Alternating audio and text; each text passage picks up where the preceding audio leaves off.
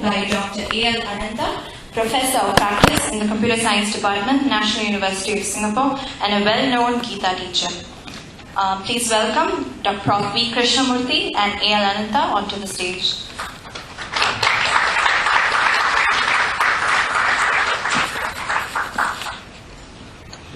I request Dr. Ananta to welcome our speaker by garlanding him.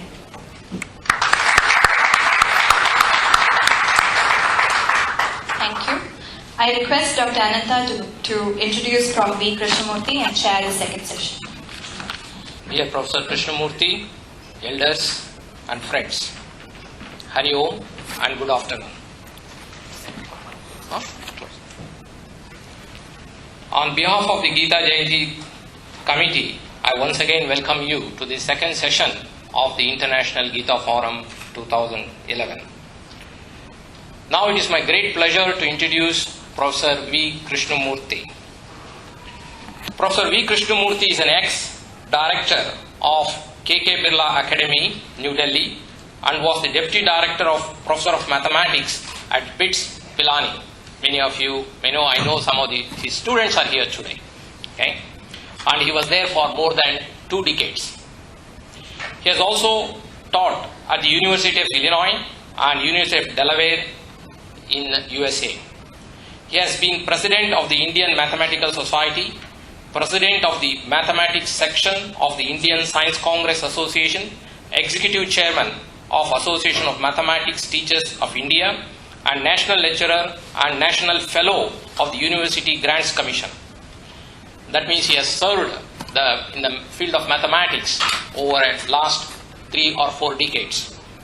He has been leader of the Indian team for the International Mathematics Olympiad held at Mumbai in 1996. Professor Krishnamurthy was also trained systematically in the traditional Hindu scriptures by his father, Sri R. Vishwanatha Shastrigal, a scholarly exponent who was himself a living example of the ideal Hindu way of life. Over the years, Professor Krishnamurthy has given several successful lectures in Hindu scriptural and Vedantic literature. His books on religion include several of them he has written.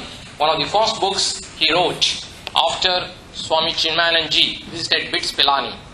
His book Essentials of Hinduism, with a foreword by Swami Chinmayananji of Chinmaya Mission, and Hinduism for the Next Generation, Science and Spirituality, a Vedanta Perception. And for the following 3 books, the 10 Commandments of Hinduism, Live Happily, the Gita Way, and Gems from the Ocean of Spiritual Hindu Thought. Forewords are written by Swami Paramarthanandaji. Many of you who are in Chennai may know Swamiji very well. Now, it is not an exaggeration if I say, those who have listened to both Pujya Gurudev Swami Chinmayananji and Paramarthanandaji know that it is not an exaggeration if I say that his expositions are known for their precision, clarity, and irresistible appeal to the modern mind. And the other books, Gems from the Ocean of Devotion, Devotional Hindu Thought, and Kannan, I hope my pronunciation is right on the Tamil, Kannan Sarapadi was in Tamil, Shorpadi was in Tamil, and this is forwarded by none other than Jagadguru Shri Kanchi Shankaracharya. So, in addition to Professor Krishnamurthy has authorized a series of 18 poster-sized charts on Hinduism entitled Sadharma, stands for Sanatana Dharma Ratnamala, which are unusual expositions with visual support on the concepts, ideals, and traditions of the Hindu way of life. He is the recipient of awards like Distinguished Service Award by the Mathematics Association of India, the Seva Ratna Award by the Centenarian Trust, Chennai, the Vocational Service Award, and many more. So, Professor V. Krishnamurthy today he will be talking on Gita for daily life, quest for the ideal amidst the challenges of daily living. So, please join me to welcome Professor Krishnamurthy.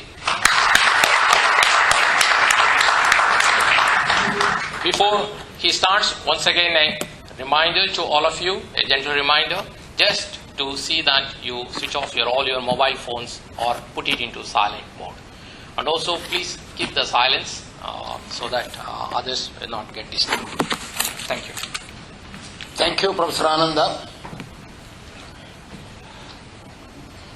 Members of the organizing committee of International Gita Forum,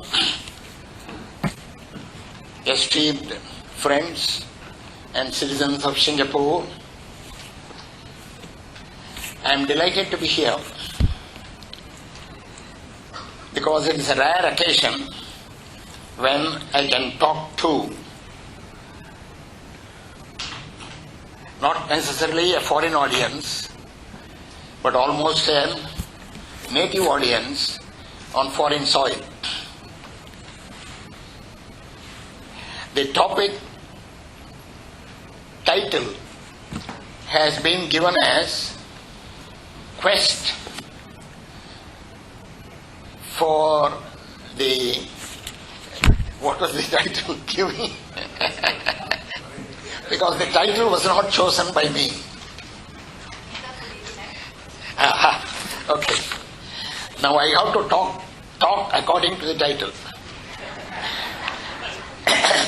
Quest for the ideal amidst the challenges of daily living. This is my first challenge today. To be able to talk in coordination with the title that has been given to me. Because the title that I suggested and I am going to speak on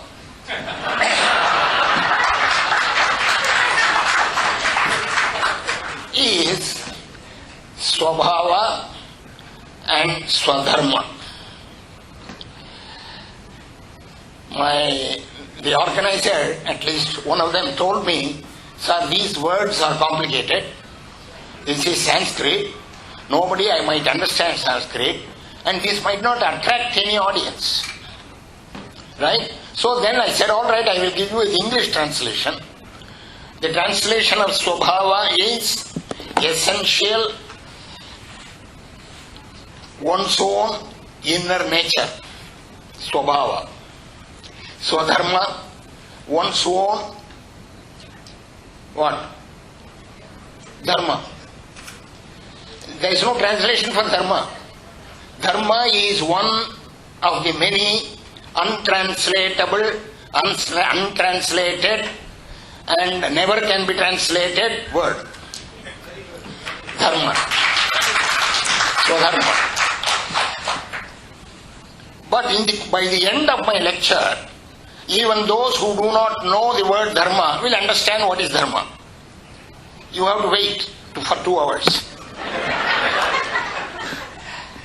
Swabhava, one's own nature. Okay, where does the Gita come here now? This is International Gita Forum. Gita, there are 18 chapters in the Gita. By the way, am I heard everywhere? Yes, sir. Okay, good. There are 18 chapters in the Gita. I am going to talk on the 18th chapter. So you are going to learn or hear everything about the Gita through the 18th chapter. That's what's going to happen. So there is going to be a lot of overlap between what Dr. Abhyankar talked in the morning and what I am going to talk. Well, what is the Gita? We are told by great people that it is a very practical book of great use for our daily living. But among the youth, there is, I hope there are enough youth in this audience. Good. At least 1 or 2 hands were raised. It depends upon whether you consider yourself a youth or not. Very few hands were raised. So the others are considering themselves to be old. Not at all. You are all spiritually young. I am talking to the spiritually young youth. All of us are. Starting from me. I am supposed to be 84 now. But starting from me, all of us are, and I know one or two people elder to me here in this audience. So all of us are spiritually young. We have to go a long way. That long way I am going to try very hard to shorten into 2 hours. That is the whole idea. There are 700 shlokas, verses. Shlokas means verses. Now and then I will use a lot of Sanskrit, but I will see to it that I do not overwhelm you by using too much of Sanskrit. So shlokas, verses, there are 700 verses. More than half of it require a lot of explanations before you can understand it fully. That is why Gita is supposed to be rather difficult. So the subject, as I told you, is Swadharma and Swabhava. This is the content of the 18th chapter. Swadharma is one's own nature. Swabhava is one's own nature. Swadharma is one's own duty, obligation, everything. Whatever you have to do, niyatam kuru, niyatam karma. This morning speaker said, niyatam karma. What are the duties prescribed for you? Duties to the society, duties to the parents, duties to the government, duties to one's own self, duties to the body in terms of preserving one's health. All these are obligations. Not only duties or obligations, all these constitute the Swadharma.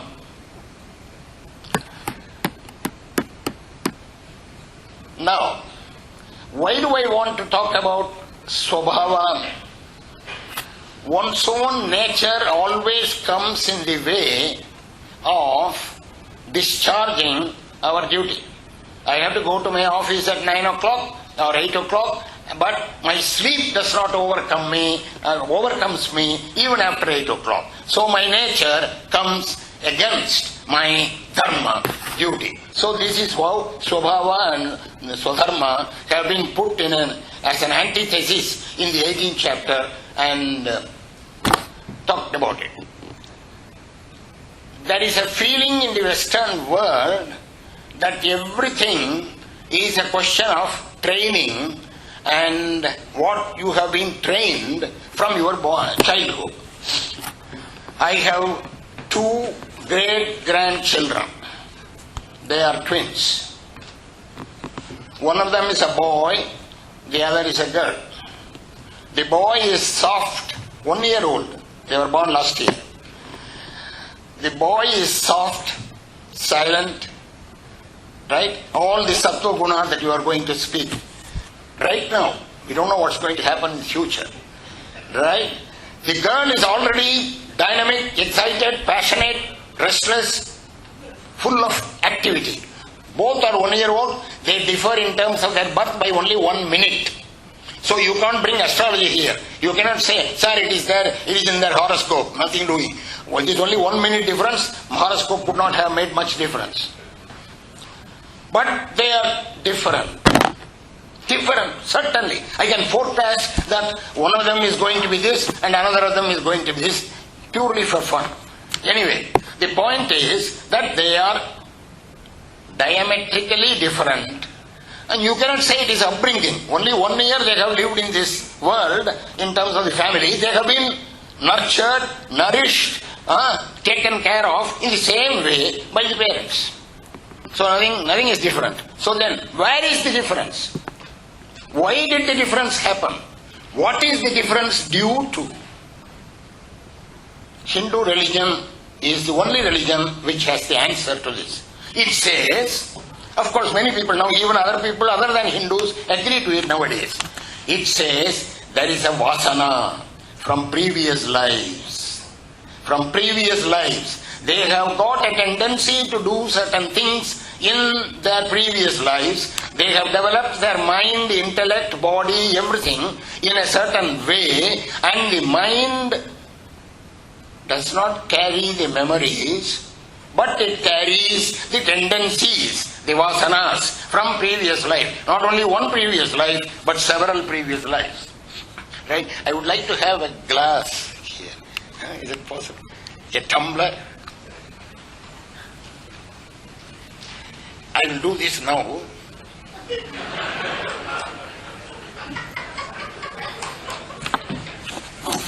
Okay. So where is the difference? The vasana. Gita 18th chapter is going to talk about these vasanas. These vasanas make a man different from another man. Make a woman different from another woman, even though they may have had the same upbringing, everything in this particular life. So you have got to grant this. So granting this, everyone brings the vasanas from their previous lives. Vasanas from the previous life means we are all different. We are all different. Each one has a separate swabhava, nature. In the same family, the brother and sister have two different swabhavas, and the mother knows it. He is always like this. She is always like this. Forget it. We have to live with it. That kind of thing happens. Every mother knows. Every grandmother certainly knows. Because the mother does not believe. Because mother, until she becomes a grandmother, thinks that she can change it. She does not believe that there is a vasana coming in and she is helpless. Only the grandmother knows it. Because you will have occasion to clap your hands many times today. I will give you the opportunity. Thank you, sir. So the grandmother knows the swabhava of the grandchild and also the daughter. But Hindu religious philosophy has analyzed it and thoroughly categorized these things as into three qualities, and using these three qualities in the 18th chapter of the Gita, about which I am going to talk, they have divided all mankind, not only Hindu India, all mankind into 4 character types. Without mentioning the names of the 4 character types, all of you know it. Those 4 character types I am going to talk today. Because each one of us falls into one of those character types, not by birth, perhaps by birth, not by birth alone, but by birth, by upbringing, by all the vasanas put together in an integrated fashion. You, I, me, everybody belongs to one of those 4 character types. So these character types is my swabhava, my character type. I am going to show you how these come into 28 character types. We will see that all that. Right? There is going to be some mathematics also. But okay, 28 character types. But my authority is the Gita. I am not going outside the Gita. 28 character types. So each one of us belongs to one of those character types. So that is my swabhava. I am sure all of you, when you are going out of this hall after the lecture, will try to analyze yourself and fit yourself into one of those 28 character types. You don't know it now. Because I am not talking about birth. I am talking about the character types that we acquire, right? Accumulate from our vasanas of the previous lives. So that swabhava comes in the way of my discharging my duty. So there is a clash. Always there is a clash. Swabhava and swadharma. Arjuna had that clash. That is why the Gita. Arjuna was a Kshatriya. He was supposed to fight. He has already come to the war. The war is going to start. Trumpets were going to be blown. And right at that point of your time, this fellow flunks. Right? He says, I shall go to the forest as a sannyasi, this and that. Right? And that is where Krishna had to use all his ingenuity. In the beginning, he starts very mildly. Really, your business is to fight. You are a great warrior. You cannot go back. People will laugh at you. Don't do this. Now, he says all that, but He does not agree. Klaivyam masmagamah partha nahitattvaipa bhajyate. This does not befit you, he says. But Arjuna finally says, no, nothing doing. I am going to throw all these away. Now you tell me.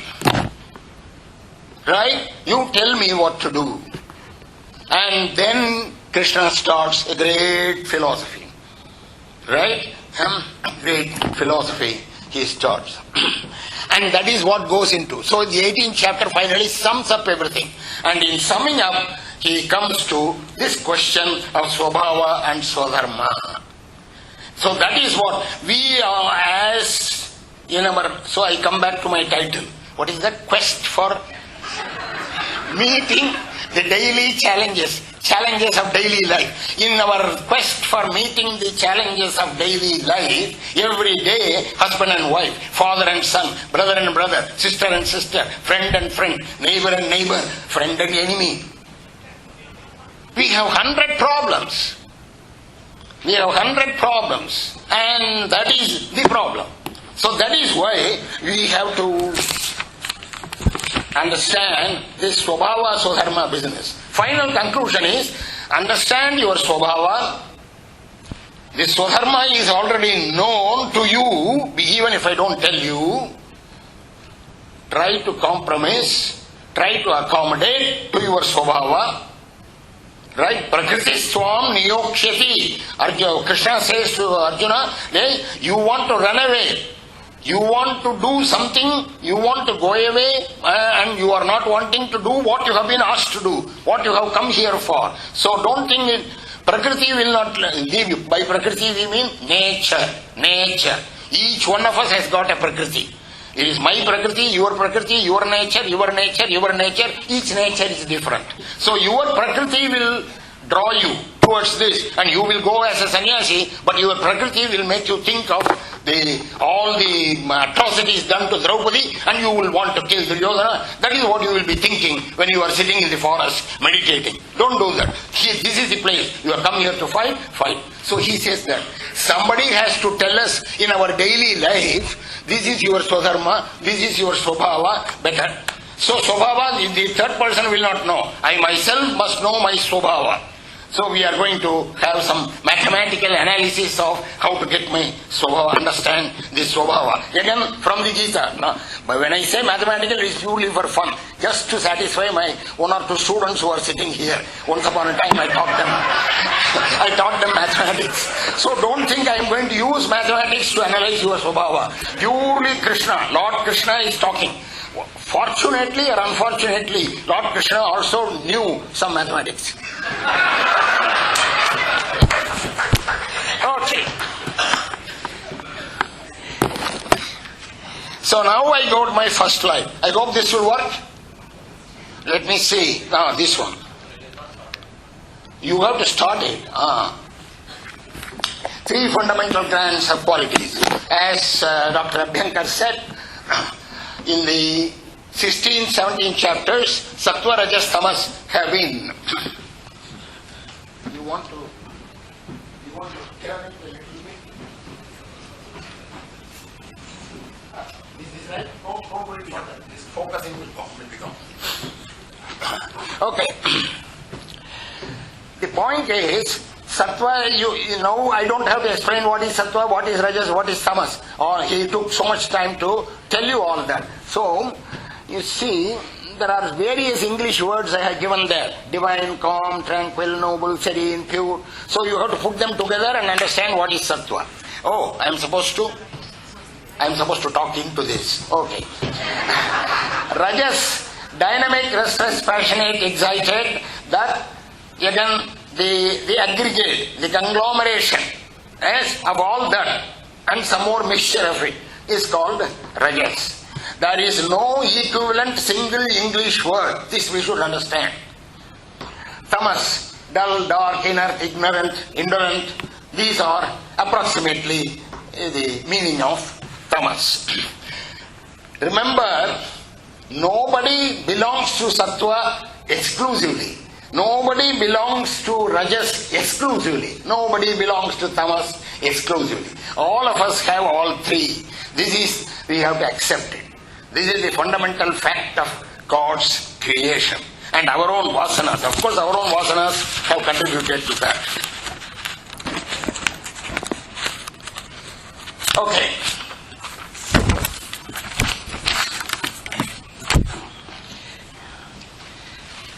The spiritual character type depends upon what quality dominates in the person. What quality dominates?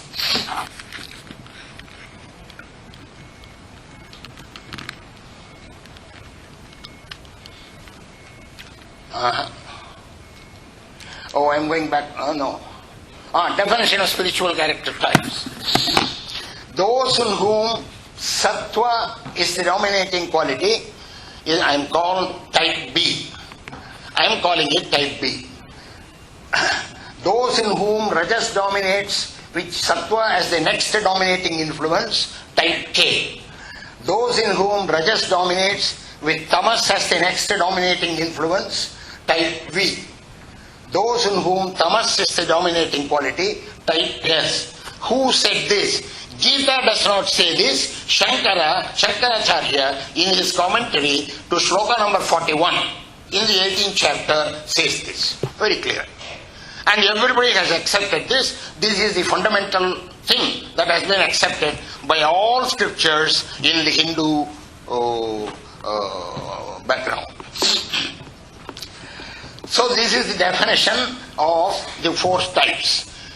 Gita names them: Brahmin, Kshatriya, Vaishya and Shudra. I have given only the B, K, V and S. We shall be using only the names type B, etc. Now, this is a long ascent to the spiritual ascent. Remember, the purpose of all this is not to make you an industrial magnate or the greatest stockbroker in the world or the billionaire or whatever. Not at all. The purpose is not that. Be very clear.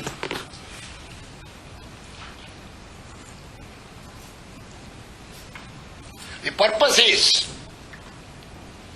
to make you a spiritual giant, to make you rise in the ladder, spiritual ladder, to the highest peak. That is the purpose of the Gita.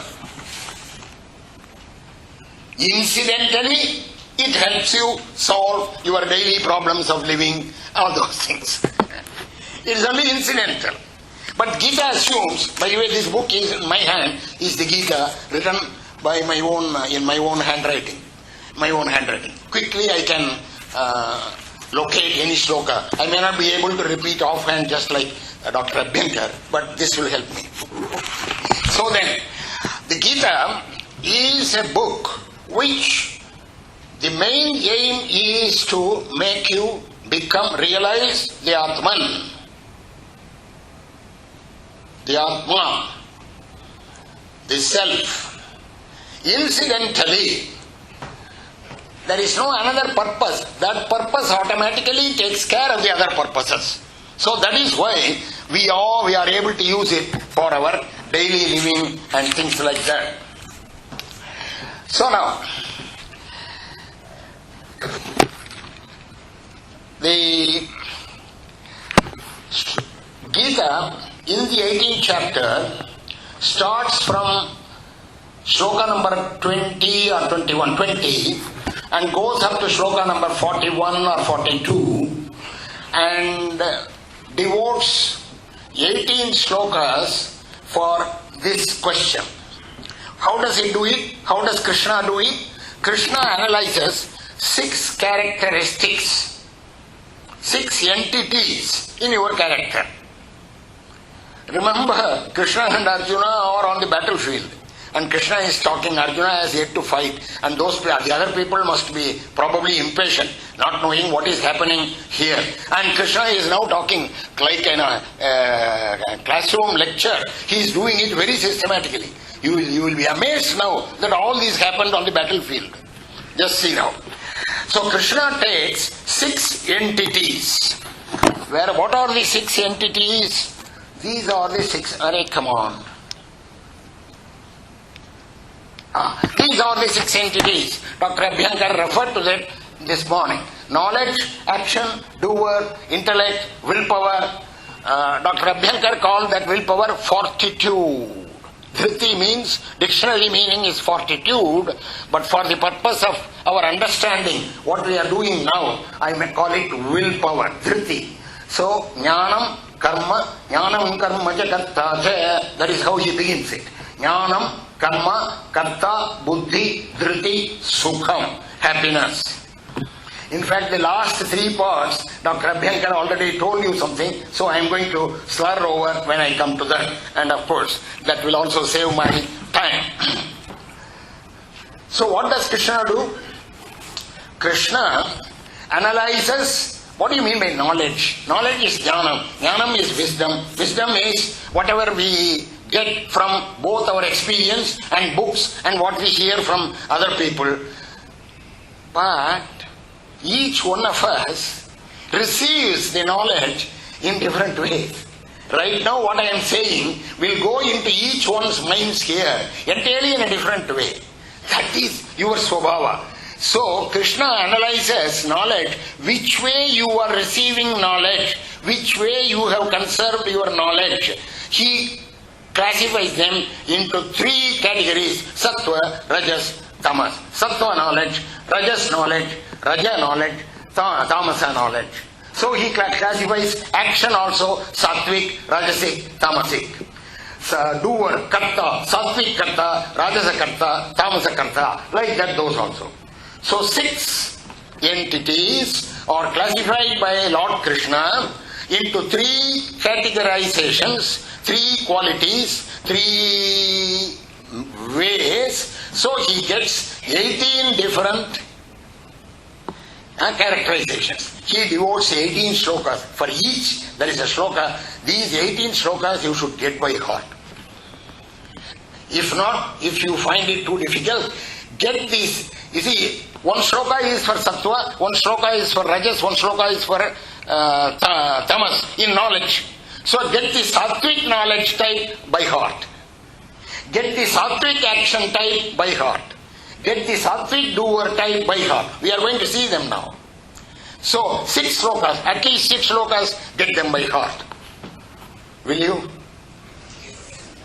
You will, because that is the way I am going to lecture today. You will get it. I will put it into you. Okay then.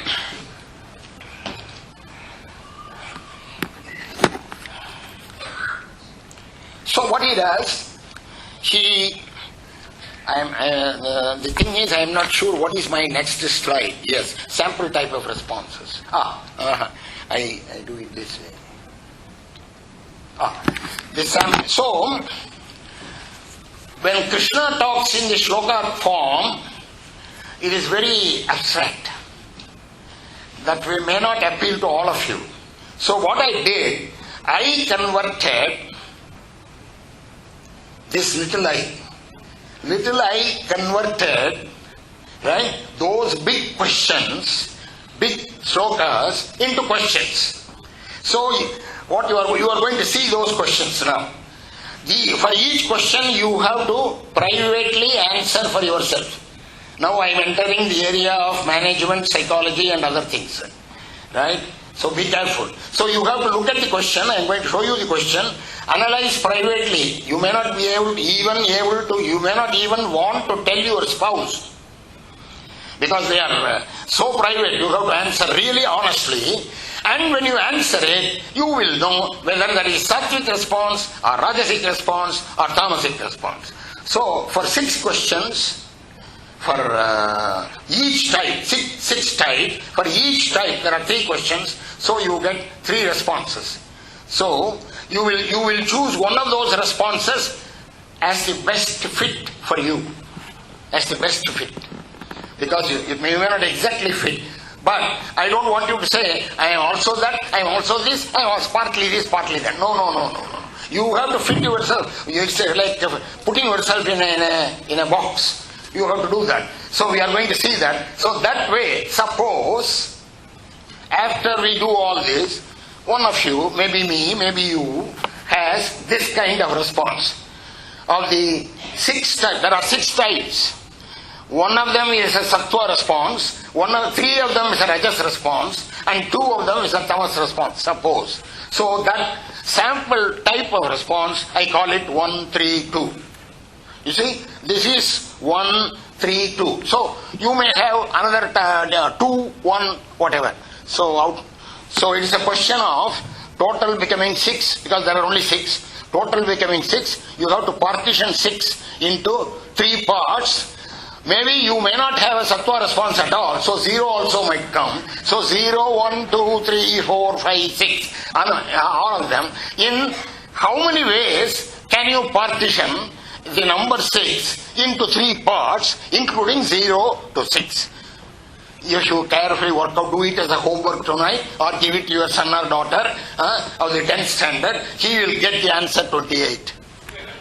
He will get the answer 28. We are going to have a mathematical reason. I think I cannot hereafter do any talking, because I am thirsty every minute. See, so that is another swabhava of the old age. So now let us go to next. I have got all the different possibilities by brutal manual calculation.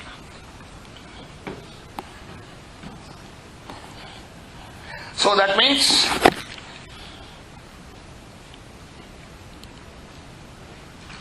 which is your indicator? Which is your indicator, sir?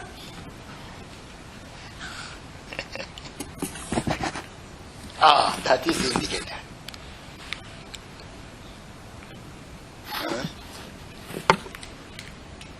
No, the laser thing.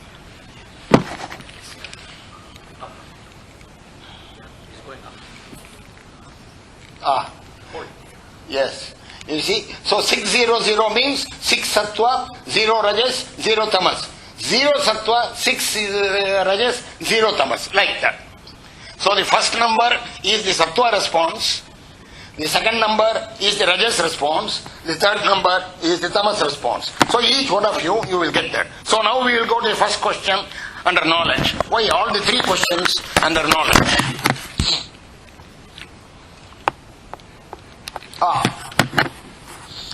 Sarvabhuteshu yenaikam bhavam avyayamikshate Avibhaktam vibhakteshu tatjnanam viddhi satvikam. This is shloka number 20 of the Gita, 18th chapter. Sattvic knowledge, definition. Dr. Abhyankar said, for all these definitions have been given. This is the beautiful definition. Sarva bhuteshu yenaikam bhavam avyayamikshate. Avibhaktam vibhakteshu tatjnanam viddhi satvikam.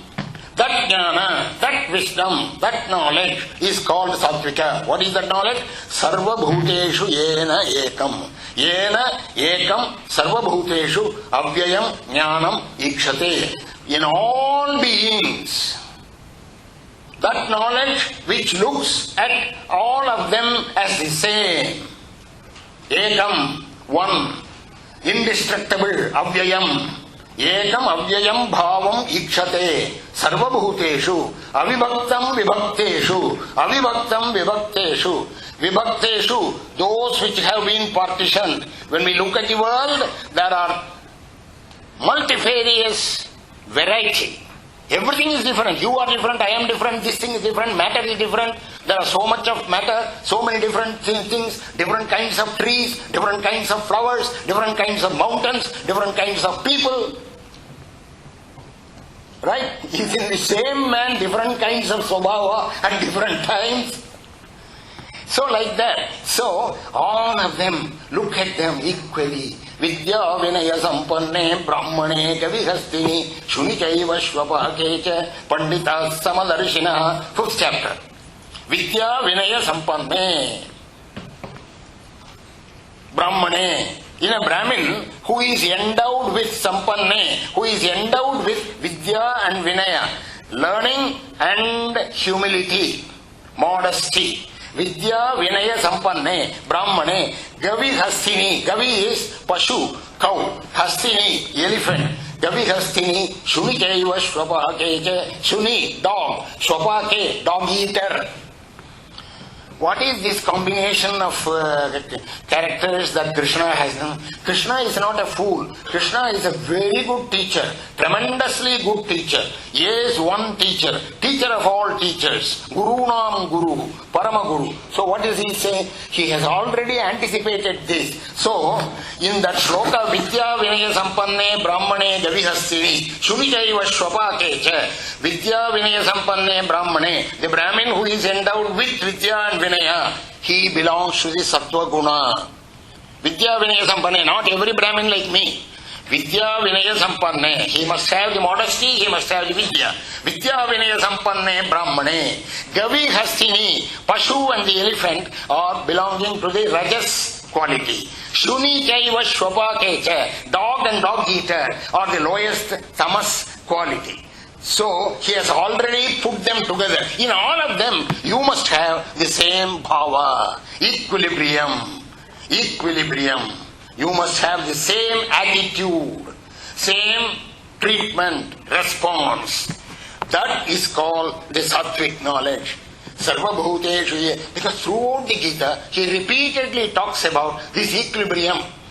The equanimity, equilibrium, equanimity, both are the same. Equanimity, he talks of it in two ways. Equanimity with respect to people, with respect to things, with respect to matter. Equanimity with respect to happenings. Happenings to myself.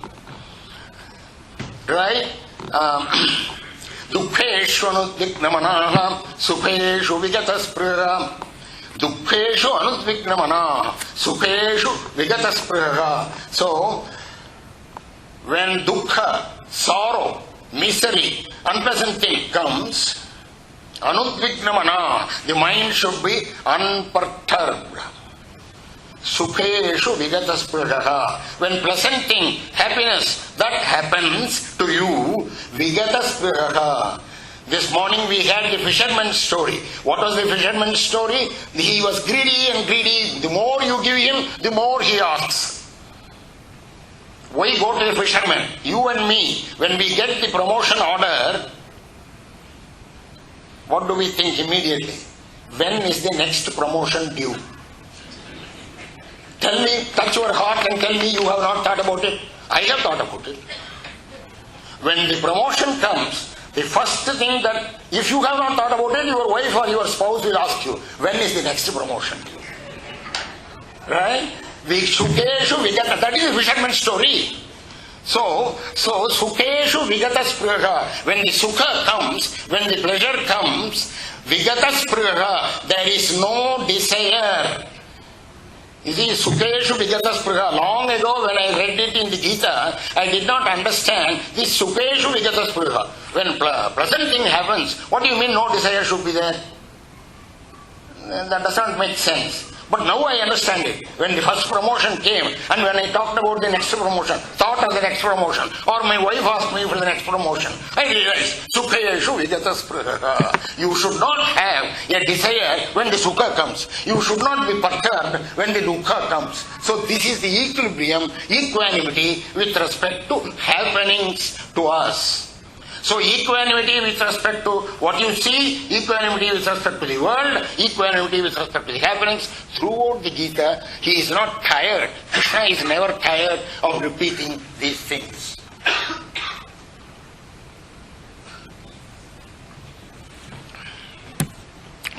So, sarva bhuteshu yenaikam bhavam apyayam ikshate avibhaktam vibhakteshu.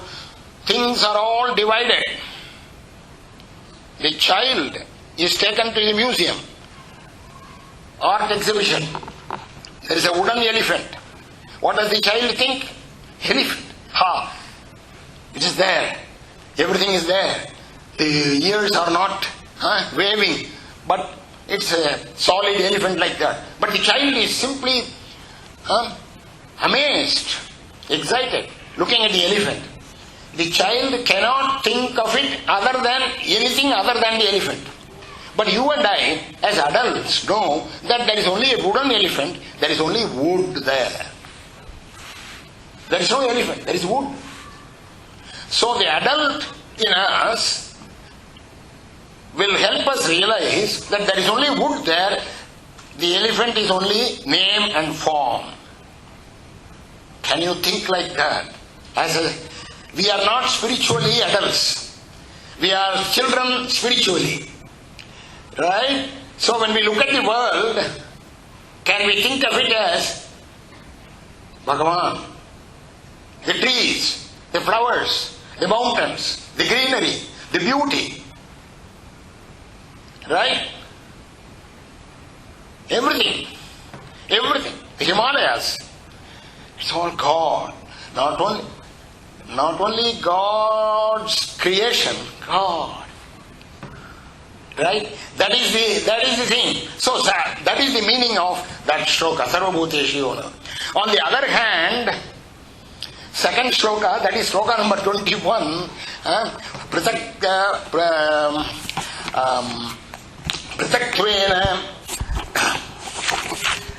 Prithaktvena tu yajnanam nana bhavan prithakvidan vetti sarveshu bhuteshu satyanam vitti rajasam. You look at things separately. Even this is separate, that is separate. My student of the 10th standard, for him, when I teach mathematics, for him, algebra, trigonometry, I come back to mathematics. Algebra, trigonometry, geometry, when you teach, he thinks these are different subjects. So, in algebra, if you use a geometrical argument, he says, sir, that is geometry. That is not right. As if the geometry teacher has a monopoly on her geometry, and she will object if you use geometrical argument in an algebra theorem. This is what the 10th standard student thinks. It takes a long time for him to know that mathematics is one subject. But again, it takes a long time for a graduate to know that mathematics, physics, chemistry, biology, everything, they are all one knowledge. For human understanding purposes, they have been separated. Instead of that, if you understand each of them as separate pieces of knowledge and connected with each other, prithaktvena jnanam nana bhavan prithakvidan, everything separately, that jnanam is the rajasam. So he does not go beyond the plurality on the surface. The other one is yattu krishnavale ekasmin karye saktamahaitukam atatvartavadalpam che tattamasamudahritam. Krishnavati ekasmin. Did he have a totally false knowledge that spared him no eye for the real nature of things? This does not tell you much. This is, you see, we are in Singapore, so I can talk of the British character. The British character is always an under-emphasis. You see, they will be polite. So it is a polite way of saying that you are dumb. Polite way. That is, I open a book and I see a nasty picture there. I immediately think, the whole book is nasty. This is no good. Looking at something, one thing, and then generalizing it to everything, without having any further data, this is Thomasic knowledge. Or look at a book and somewhere one page, for some purpose, probably for a commercial purpose, this author has put up a photograph of Swami Chinmayananda. And then you think that, this is a good book, Chinmayananda, and goes on. You may be fooled. So, Krishnavati ekasmin karye saktam ahaitukam. Karye saktam. You are attached to saktam, attached to one thing. And that one thing you are attached to, and therefore you immediately think that you have understood everything. Sometimes you see, you try to explain in ordinary dinner conversation, we talk, somebody asks a question, either a geographical question or an academic question or a political question, whatever. Dinner conversation can be anything, some question. The other man, he knows everything, he knows the answer to it. He starts answering.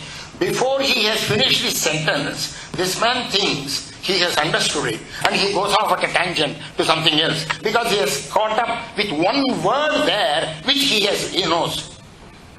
Right? With one word there he knows. He has used the word democracy and immediately he talked about, there was no use for, there was no question of democracy, there is something else he's talking. This is what happens in many dinner conversations. Krishnamurthy ekasmin. You see, he has a totally false knowledge because he has attached himself to one little thing. And Krishna explains it very beautifully. See the translation, take a Gita book and see the translation, you will be impressed. So that is Thomasic knowledge. So there are three kinds of knowledge. Now let us go to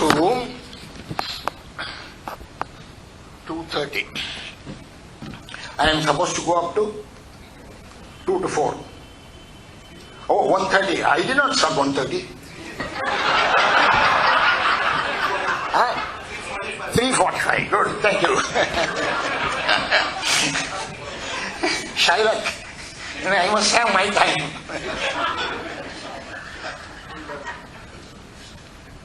Oh, I should do it there or here?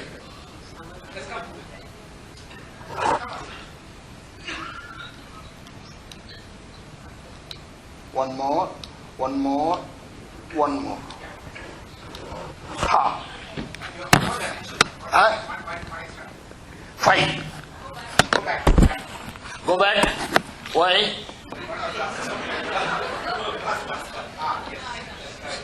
What I want? Oh, action. I see. Action. Niyatam sangarahitam aragadveshatah kritam apalaprepsuna karma yattat sattvikamujyate. Dr. Abhyankar told you that action has been defined, but he did not elaborate on it. So I am going to elaborate on it. You see, action. What is action? Correct action. Remember, the whole Gita book is about action.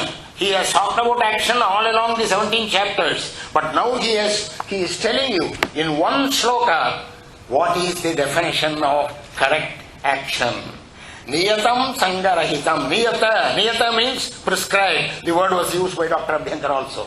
Niyatam sangarahitam aragat dveshatah kritam. Sangarahitam, without attachment. About attachment and non-attachment, I will come to the next level, different times. Aragat dveshatah kritam. Raga and dvesha. Raga is attachment, passionate attachment. Dvesha is hate. Right? So that is my next slide. As a doer free from attachment and region, egoism, full of a fixed impersonal resolution, calm rectitude of zeal, not elated by success and not depressed by failure. Exactly a translation of shloka number 23. Sangarahitam, without attachment. Aragadveshataha, that is free from attachment and egoism. Aragadveshataha. These two are very important words in philosophical literature, in every religion. You open the Quran, you open the Bible, you will see attachment in a different way, egoism in a different way. It will be there repeatedly. We have to eschew them. So religion gives us a lot of help. How to meet the daily challenges of that thing. You see? So this is the meeting the daily challenges. So I am trying to prove to you that I am not going out of the topic given to me. This is a little egoism here. Okay, hereafter I will not talk about it. Aragadveshataha. Raga and dvesha are two things which we have to eschew. The Lord helps. Don't think that we can eradicate them by our own effort. Certainly our effort is necessary, but some extra effort is also necessary. That extra effort has to come from above, Lord God, the Father in heaven. It has to come. Without that you cannot do that.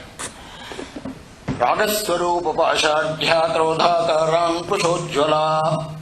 Those of you who know some Lalita Sahasranamam, Lalita Sahasranamam is a piece of 1,000 words, 1,000 names of the goddess, mother goddess, which is repeated, used for puja very effectively by all devoted people. Lalita Sahasranam. So one of the lines says, the names of mother goddess, Ragaswarupa Pashadhya, Krodhakarang Kushojjvala. Oh boy.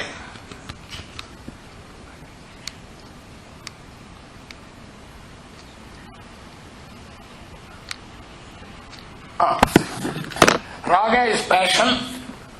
You like something, that is raga. The spur of the thing, you like it. The love of it. Aversion is dvesha. Dislike, drag, hate. Ragaswarupa Pashadhya, the goddess whose rear left hand holds the noose, which is the figuration of raga. The Lord Mother Goddess holds a noose in one hand, rear hand, and the other hand a spear.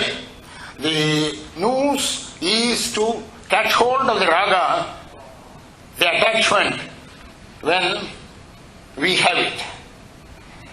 The spear is to kill, is to attack the anger which rises in all of us. In all of us. Right? So dvesha and krodha. Krodha means anger. Krodha and dvesha are not far off. When you hate somebody, when you hate something, not necessarily somebody, but something. When you dislike something, immediately anger comes. Something happened against your liking, you are angry. So the mother goddess helps you to control the attachment and control the anger. Remember, pasha is noose. Pasham in Tamil is affection. Pasham is a Tamil word in affection. Remember, at this point, I am following a discourse of Kanchi Mahaswamigal. He has given lectures on Saundarya Lahari. So in a discussion on Saundarya Lahari shloka, Kunatkanchi Idama, number 7 I think, that shloka, he discusses all this very effectively, very beautifully. So Pasha is noose in Sanskrit, Pasham in Tamil is affection. The mother goddess shows affection to us and helps us to get away from that raga. Right? So why anger is compared to a spear? Because anger pierces. Anger, what does it do? Pierces. Pierces whom? Not the other man with whom you are angry. Because that fellow goes away. Simply touching it away, washing it away, and goes away. You are angry with me, be. So on. And he goes away. But we have been angry with him, we have used strong words, and this thing we remember, and that fellow has not replied anything. That is another thing which bothers us. That bothers, because that is one way of meeting another person who is angry. You just don't say a thing. Keep completely silent. See what happens. Try it. Try it on anybody, on your spouse, on your brother, on your neighbor, on your office boss. Right? Hey, I have been talking to you so much, you are not answering at all. Why don't you open your mouth? That would be very interesting. So anyway, Ragaswarupa Pashadhya Krodhakara Ankushojjvala in Lalita Sahasranam. So Araga Dveshata Kritam. When you do an action, there must be no raga there, no dvesha there. Ideal. You wanted the ideal quest. I'm sorry, I'm coming back to that. Ideal quest. Quest for the ideal. So the quest for the ideal is Araga Dveshata Kritam. Sir, how is it possible? Ideal. Go to the ideal, keep the ideal before you, keep a role model. Apala prepsuna karma, not looking at the reward. All our movie actors, when they get an award, they are interviewed. Usually only they are interviewed. They don't interview me or you. See, they interview all the movie actors. So all of them come there. And one of the standard questions is, did you expect this award, sir? And that fellow says, I never expected this award. It just came that way. He was actually expecting that award that you and I know. That you and I know, and the media knows it. Media has written all about it. So anyway, apalapratsuna karma, not expecting any reward or consequence. Yes, that is the sattvika. So again I go back. Did he have the vain attitude? Yattu kamepsuna karma. Sahankarena va punah. Kriyate bahulayasam. I have a very interesting role model example for this. So first understand the question. That is, you are doing an action, excited, passionate, right? You are interested in the consequence, in the result of that action, because you are attached to it. Example, young mother, first son or daughter, right? 10th standard, 11th standard, 12th standard examination tomorrow. All through the year the mother had no time to attend to the child. But today, tomorrow is the exam, and it is very important. And in India particularly, they have to become an engineer or a doctor, and therefore everything has to be checked today, tonight. Tomorrow is the exam. And the child is not very receptive. That is another question. Right? So tonight you have to pump everything into that child. Remember this, remember this. I told you already, this, that. Have you seen such mothers or fathers teaching their children on the last day just before the examination? That is this thing. Niyatam yattu kamepsuna, because they are interested in the result. Sahankarena. I am telling you, you see, your teacher has not been of any use. You have forgotten everything. I have told you 100 times. Why don't you remember this? If it is mathematics, it's a formula. If it is physics, it's a principle. Something like that. Or if it is English, spelling, grammar, whatever. Kriyate bahulayasam. She takes a lot of effort. Bahulayasam. Krishna has imagined all that. Kriyate bahulayasam. She makes a lot of effort. Because, at last at 11:30 that night, she is going to go to bed after all the teaching. And tomorrow this fellow is going to forget all of that. Kriyate bahulayasam. Tad rajasam. That is called a rajasa act. So you have a picture of what is a rajasa act. Tamasa act, everybody knows. Anubandham chayam himsam anavekshya paurusham mohadarabhyate karma tattamasamudhakratam anubandham chayam himsam. Without caring for what happens as a consequence. In Singapore it might not happen, but in India, when you get into a bus, Madras, Delhi, Kanpur, whatever, any place, when you get into a bus, it's already crowded, and you have to get into it, and you have to go to the first seat because you want to get down first. So now you push everybody this way, that way, and by the time the conductor has blown the whistle and the train starts, so you are knocking everybody down, and somebody looks at you very scaringly.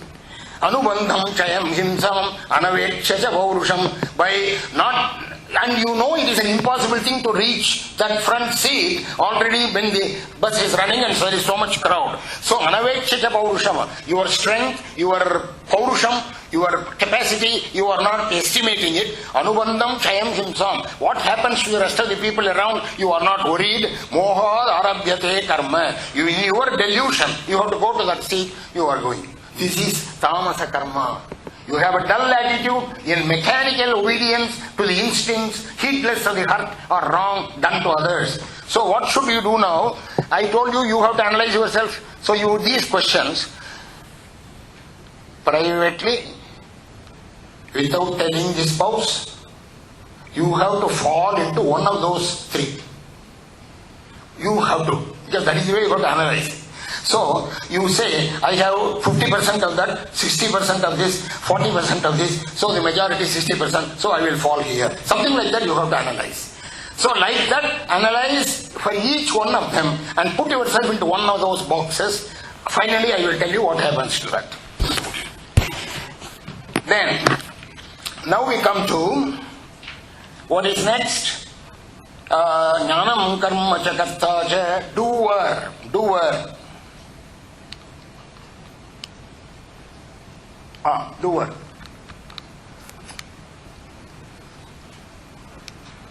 This is very difficult for me.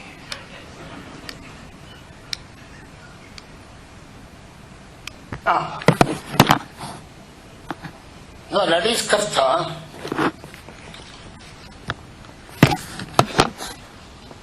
Okay.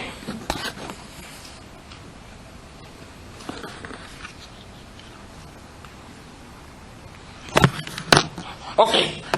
This shloka is important because this first shloka you have to get by heart. And remember, Dr. Abhyankar told you this afternoon, this morning, Mukta Sango Anaham Vade Dhrityutsaha Samanvitaha Siddhya Siddhyor Nirvikaram Karta Sattvika Uchyate. This shloka. You can see now how Gita influences people. Dr. Abhyankar and I met here for the first time. I have not had any correspondence with him. He picked from this shloka to tell you what the correct doer is. I have, by God's grace, picked upon the same shloka to give you some elaboration on that. This is the force of the Gita. You cannot mistake it. You will not go wrong in resorting to it. Mukta Sangaha, free from attachment Mukta Sangaha. Sir, this is too much. Attachment, how can I? This I cannot do in daily. You know, in the United States, when I gave some lectures, one of the audience like this, they asked me the question, sir, my daughter needs some correction. She has all bad habits. I have to correct it. But I have to talk to her. When I talk to her, I have to talk to her with attachment and affection. How can I talk to her without attachment? Right? So that's a very legitimate question. Talking to your daughter with affection is not the same as talking to your daughter with attachment. Attachment is not affection. Affection is positive. Attachment is negative. Attachment means you are sticking yourself to that so that you will not brook the slightest deviation from what you want to be done. All those things. Well, ideal. Ideal is Mukta Sangaha. Has anybody been like that? I can give you one example.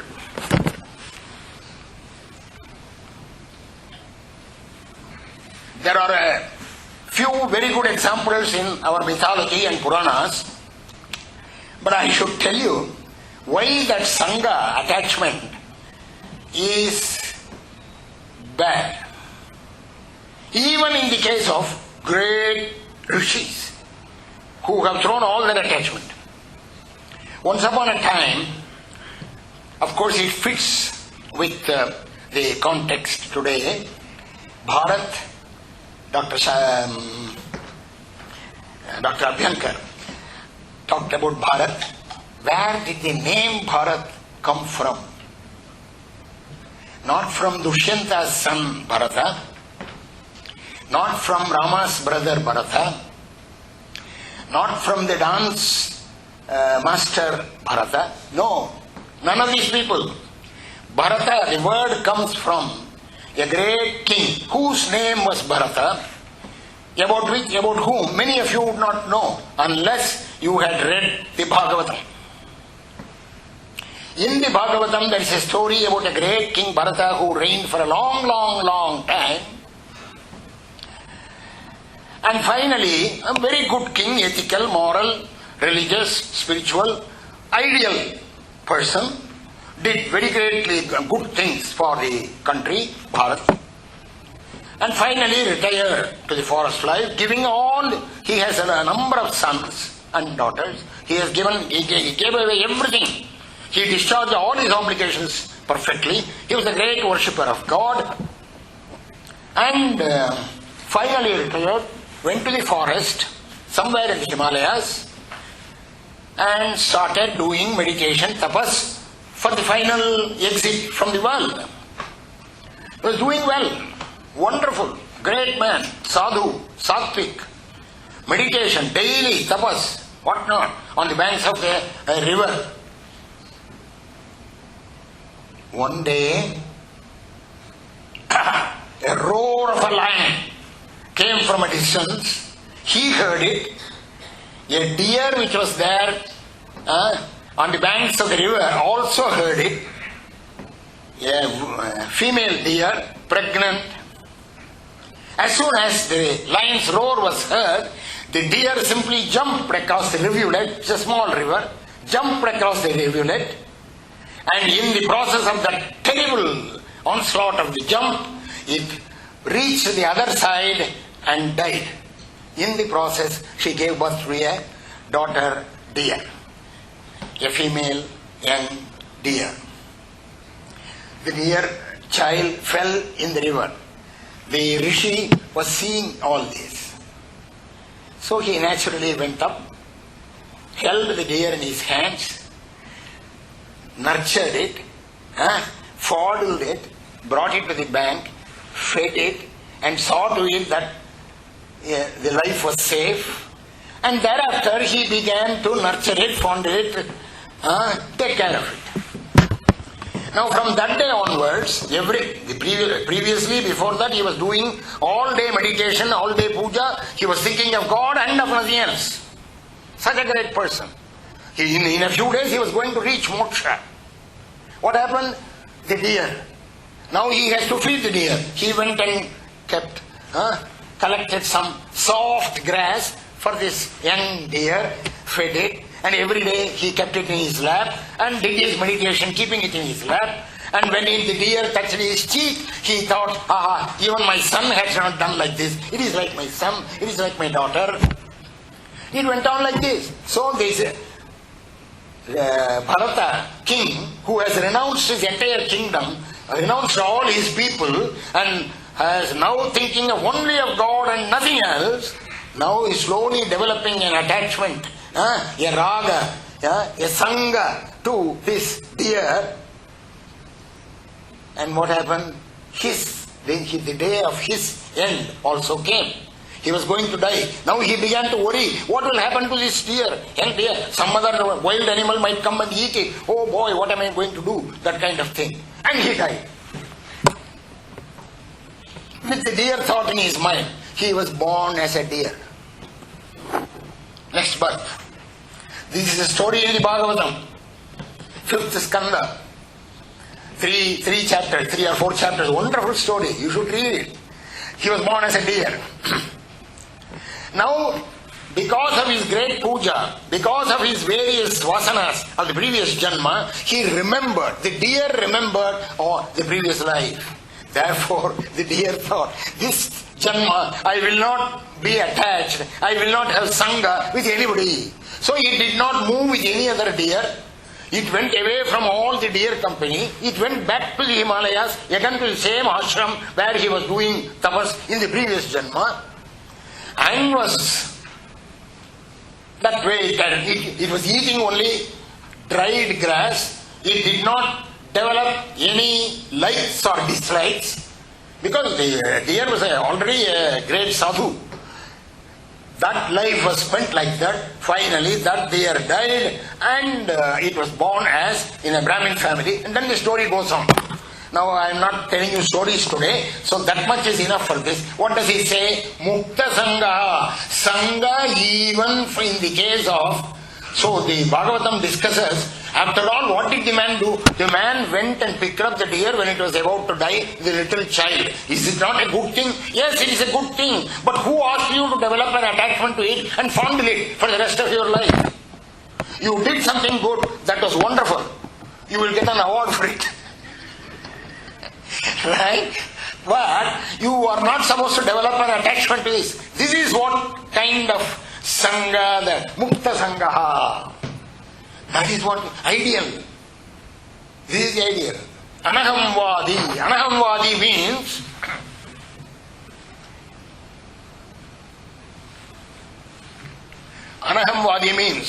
not saying I. Aham, I. Vadi, though he who says I.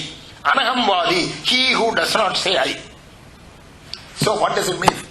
For everything if you are saying, morning also Dr. Abhyankar told you, right? I have a beautiful story about the Anahamvadi thing. Because this I am not the doer. Throughout the Gita, Krishna is not tired of telling you how you have to be Anahamvadi. There was a yogi, great yogi. I mean, those of you who know some yoga, think of the peak of yoga. The man has reached the peak. So he knows everything. He has got all the siddhis of that last chapter of Patanjali Yoga Sutra. So he can do this thing, create, all those things. Yogi. His end came. The time for his end arrived. He knew it. So what should he do? He is a yogi. So he was going to prevent it. What will happen when your end comes? Lord Yama comes with, I don't know, nobody has seen it. with nooses in his hand and put it like that. This is what people are saying. Anyway, nobody will be there to tell you their experience. Anyway, this man knows yogi. So he was ready for he what do you call it? Preempted it. Preempted. How did he preempt? He created 10 persons exactly like himself. Yogi, yogi, yogi, yogi, yogi, yogi, yogi. He said, all of them are meditating. Sitting and meditating. The Yamadutas, first always, Yama never comes himself. He is great. Yamaduta comes. You see, again we are told. Yamadutas came. Yamadutas came and looked at these 10 people. They were not able to identify the real person because their bureaucracy is very strict. It is stricter than even the Singapore government. What does it do?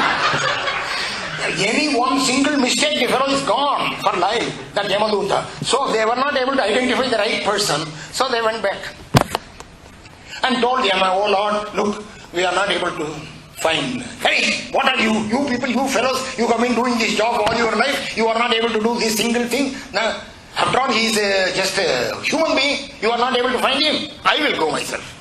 So Yama comes. Lord Yama. I don't know how he comes, he comes. He comes and looks at them. The 10 people are exactly like. Not only the physical features, but even the posture, even everything. The Yama is simply confounded and confused. So he said, hey, what a magic. Who is the author of this magic? Wonderful, this is really grand. And this man says, I did it.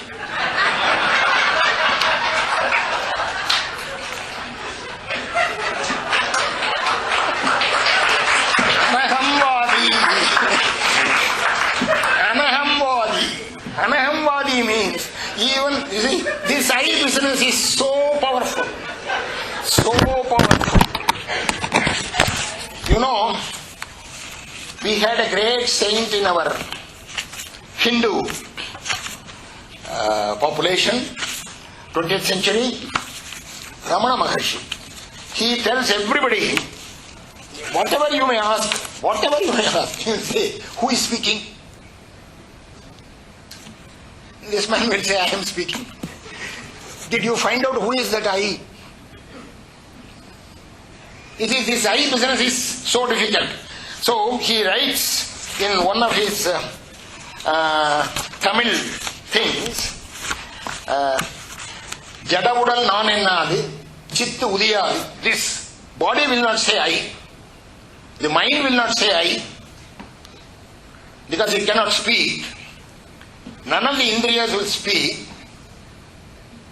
When the body comes, there is no I-hood in it. The I characteristic. When did it come? From some combination of the spirit and the body. That combination happened, and that is where the I thought arose. Jada udal nan ennadu, satchit udiyadu. The spirit which is in is existence, knowledge, absolute. So that will not say, but we are saying I. So this is the not, K-N-O-T. K-N-O-T, not. This is the not, Granthi. Sanskrit is Granthi. Chit, Jada, Granthi. Jada is the inert body. Chit is the consciousness within. The consciousness and this Jada thing, inert thing, have a lock. Connected. You are now connected, it says. You are now connected. Right? So you are now connected. Chit, Jada, Granthi. This is the bandhan. This is the jivan. This is fictitious. This Granthi is not there. Nupame, this is the subtle body. This is the ego. This is the samsara. This is mind. He defines all these things in a work called Ulladu Narpadu. Ulladu Narpadu is 40 shlokas in Tamil. Wonderful, but very difficult. This one of those shlokas. So then,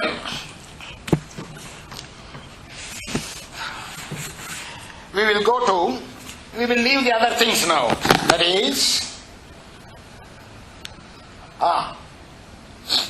intellect. Now before that I will go to eagerly attached to the work, passionately desires the fruit.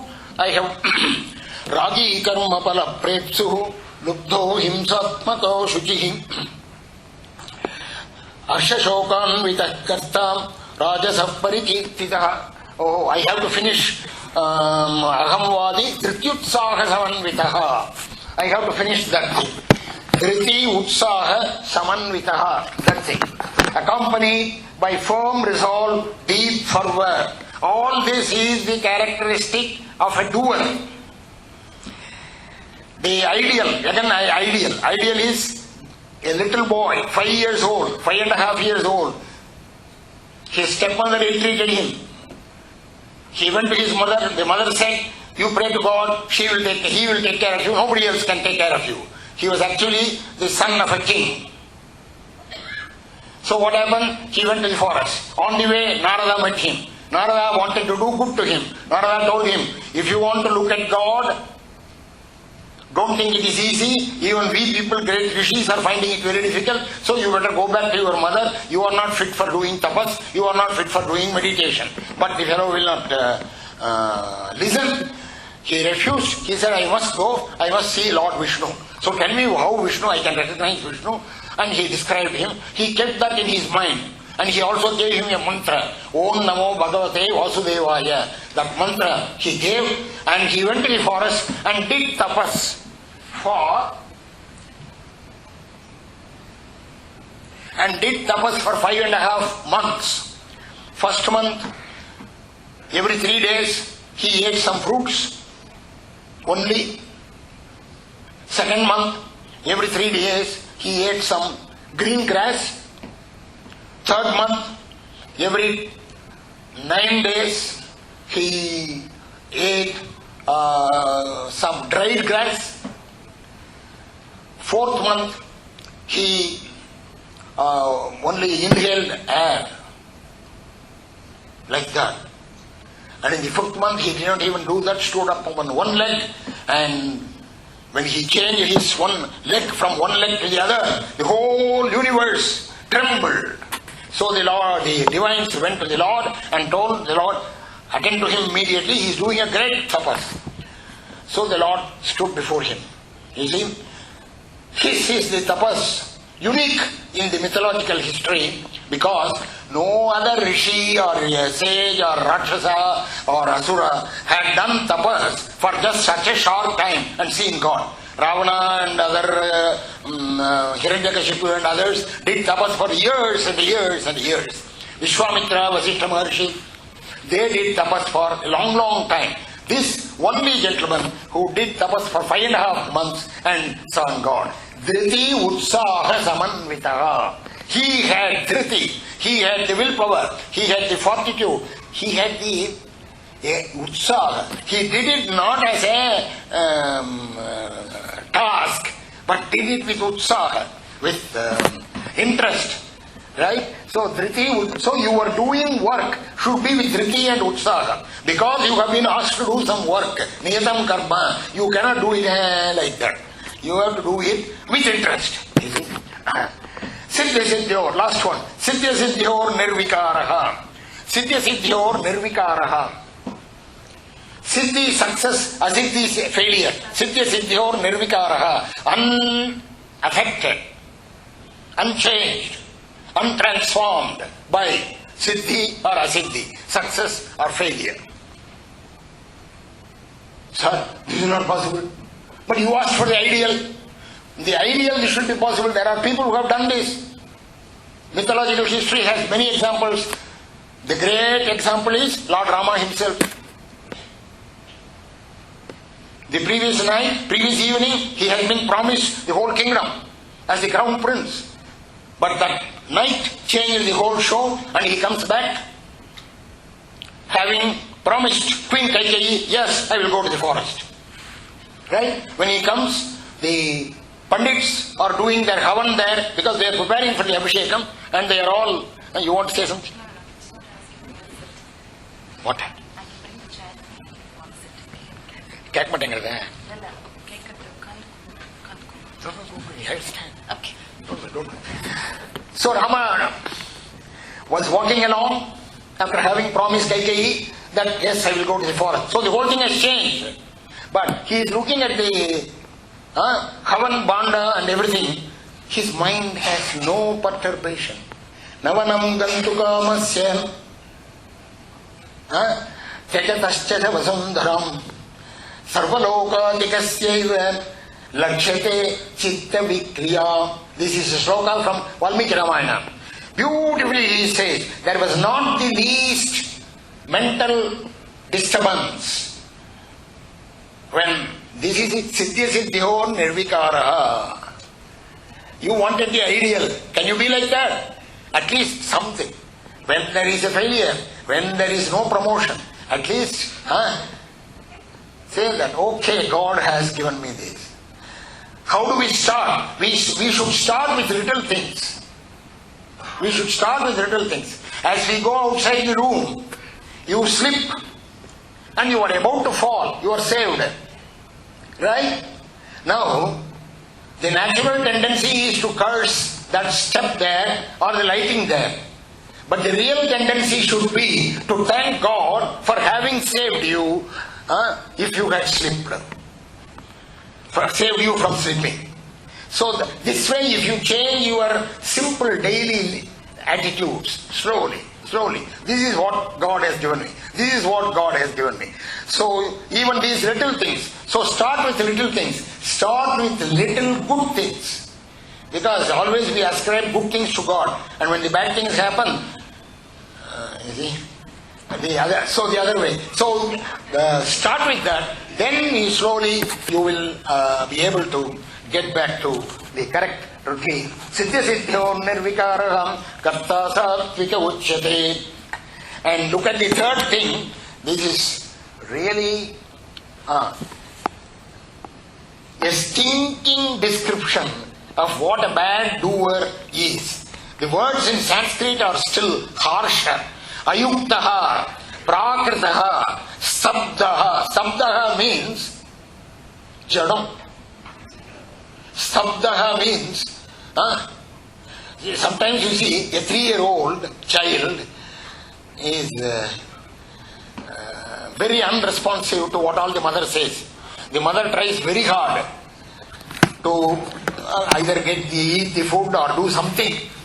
And the child refuses totally. Right? The mother, that is the stubborn. Right? Ayukta prakrita stabda shato naishkritiko lasaha vishadi dirghasutri cha dirghasutri. Dirghasutri means dragging everything. Procrastination. Beautiful word. Dirghasutri. Dragging. The movies, the TV serials drag. Dirghasutri. They really drag. They really drag. Dirghasutri. Beautiful word. So that is Karta Tamasaha. So then I will go fast now, because the other three, so three entities are over. First was knowledge, second was action, third was doer. The other three things are buddhi, intellect. The other is dhriti, fortitude, willpower, and the last one is happiness. These three things Dr. Abhyankar has talked reasonably elaborately. So, and because of lack of time, I am skipping over that. So, 6 entities. I will just show you the shlokas. Intellect. What ought and what not to be done. Karya, karye, bhaya, bhaye. Dr. Abhyankar told you. Karya, karye, what ought and what ought not to be done. Bhaya, bhaye, what should and should not be feared. Bhaya, bhaye. At that point, I should tell you, you see, our Bharat, the Bharat that Dr. Abhyankar was talking about, has done wonderful things. Has produced so many great sages who have left their writings, their thoughts for posterity in so many different ways. Look at what Jnaneshwar says, for they ought and ought not to be feared, should and should not be feared. Jnaneshwar.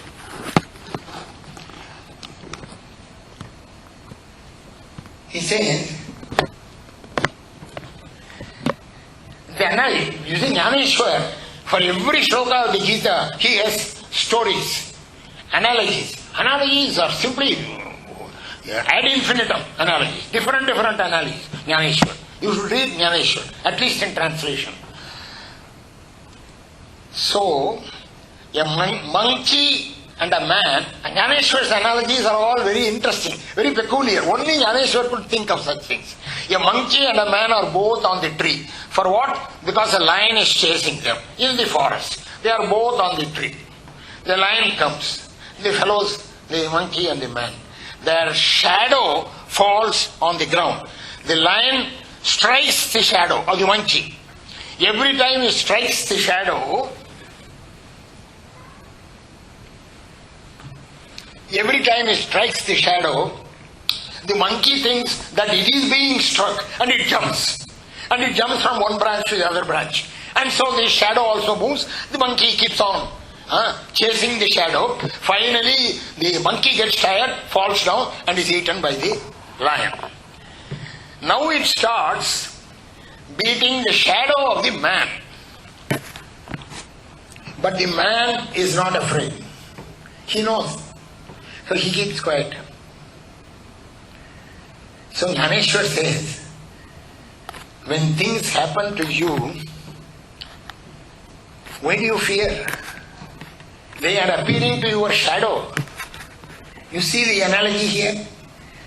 Your body, mind, intellect, these is all shadows of the real spirit behind us. Nobody is attacking that. So when dukkha comes, dukkeshu anudvignamana, dukkeshu anudvignamana. So there is a shadow. Right? So, now come to the mother of Pondicherry. Pondicherry, the mother. The same situation. She explains it now, in her own way. Pondicherry, room. She is sitting, you are sitting in the room. You know, Pondicherry rooms are all old-fashioned, so every room has a small window through which you can look at the door or the road, and the road people will pass by, something will... on the road, two people are quarreling. You are looking at it from your room. Usually such rooms are called camera rooms. In Tamil Nadu at least. Camera room. Right? Camera room, whatever room that is. Mother says that from that room, through the window, you are looking at the quarreling two people. They are quarreling very badly, but you are not doing anything. It doesn't affect you. You have nothing to do with it. So what do? You don't do anything. So mother says, can you be aloof and allow the mind to think whatever it thinks and say, it's not I. You think. You think. Whatever thoughts come to you, it is not you. Can you be like that person inside the room who is only watching a road conversation? So, your thought also is a conversation unconnected to you. You are the Atman. Now you take Jnaneshwar, you take Mother Pondicherry, you take anybody. This is the thing. So, okay. So that is buddhi, intellect. Then next one, willpower. Then happiness. This morning we had a lot about this. Happiness. Happiness, it comes from within. Happiness does not come from outside. You cannot chase it. The moment you chase it, you will be unhappy. Finally, after when you stop the chase, you will come back to your earlier position, which is happiness. So always your permanent position is happiness. This you should understand. Right? When suppose your neighbor, he looks very tired, depressed. You go and, hey, what happened to you? Why are you sorry? Why are you weeping? You go and ask. Nobody asks you, why are you happy? Everybody asks you when you are unhappy, why are you unhappy? What happened to you? Tell me. Unless you tell me, you won't. All sorts of things. Right? So happiness is our natural state. When you are in natural state, nobody will ask you why. Right? Water is cold. When the water is hot, they ask, why is it hot? Its natural state, swabhava, is hotness. So your swabhava is happiness. So I am coming to that swabhava now. So now, why are there exactly 28 types? I have explained here. That is, I have told you how it's a mathematical proof of why there are 28 partitions of 6 like that. Anyway, those of you who understand it can understand it. Now comes the character type. We are now coming really to the 18th chapter. That last classification. This is where you get classified. The 28 types are characterized into 4 character types. Look at the first. They are all sattva dominating. First column. Look at the second column. They are all rajas dominated. Sir, what is that 330? 3 sattva, 3 rajas. Why do you say the rajas dominated? Can anybody answer that question? 330, why is it under the K type, rajas dominated with sattva following and not sattva dominated? Because those of you who have moved with children, either as students or parents, will understand this. Whenever a bad thing, bad quality is present, the good quality which may also be present does not assert itself. The bad quality has a higher strength, even though it may be almost equivalent to the other thing. The rajas dominates the sattva. The sattva does not dominate the rajas. Therefore, it is in the kshatriya quality, type K. 240, 321, the same argument. 231, 312, 150, these are the K types. Those type V, V type. Type S, the S type. So you can look at the 6 questions, answer privately, analyze yourself. Of course, your answer all depends only upon this life. You do not know what happened in the previous life. Right? You are trying to guess the previous consequences of the previous life by analyzing your happenings, your nature, your svabhava, your reactions to events during this life. Okay. Now I go to the next slide. That is the domination principle. A rider to the domination. When tamas and rajas is present, they get more weight in that order for purpose of this classification. For a lower spiritual quality when present asserts itself even in the presence of the higher spiritual quality, unless the latter is really strong.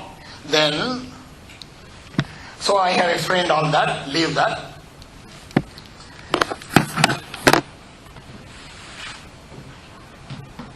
The figure explains itself short. This is the B quality, type B. This is another way of representing it. Same thing. Instead of numbers, I have given chart. Blue is sattva, red is rajas, tamas is black. Type K. Krishna Kumar, that number 20 has not come. Anyway, it's okay. It's not important now. Type S. Type B is there in his thing. Now, where did I get the percentages? You see, I have percentages. In the previous slide, you see, in the, you see some percentage, total 32% I have written. Where did I get that? I have explained it. Take the type 132. One sattva can come from any of the 6 entities, 6 ways, 3 rajas response. Little mathematics, but high school mathematics. 3 rajas responses can come from the remaining 5 entities in 10 ways. The remaining 2 tamas comes from the remaining things. Therefore, 60 ways. Total is 3 into 3 into 3 into 3 into 3, 6 times, 729. So the probability of the occurrence is 60 by 729, 8.2% for this type 132. For each such type, you can do this calculation, and that is how we get the Brahmin type 10% total, the Kshatriya type 28% total, the Vaishya type 30% total, the S type, the 4th Varna type, the 32% total. Now, so this is Swabhava. Now I have come to Swadharma. Krishna describes the Swadharma very emphatically, but some people would find it difficult to digest it.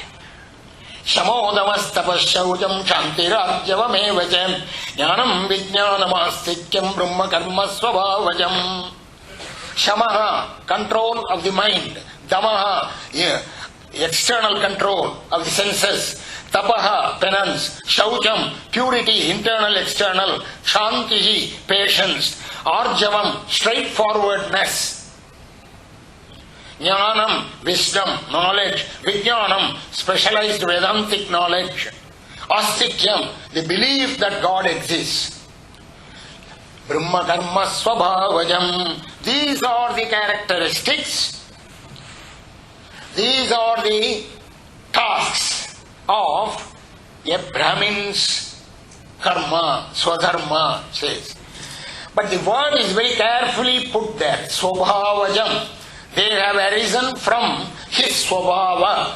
They have come into their type because of the characterization. Therefore, these must be their characteristics.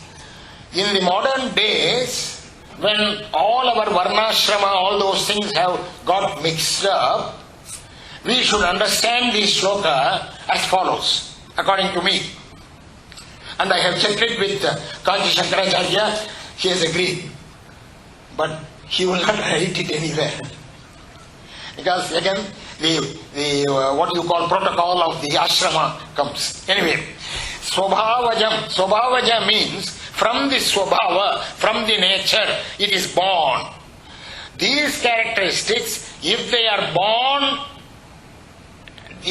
born characteristics, if they are in a person whose characteristics are inborn like this, then he is a Brahmin.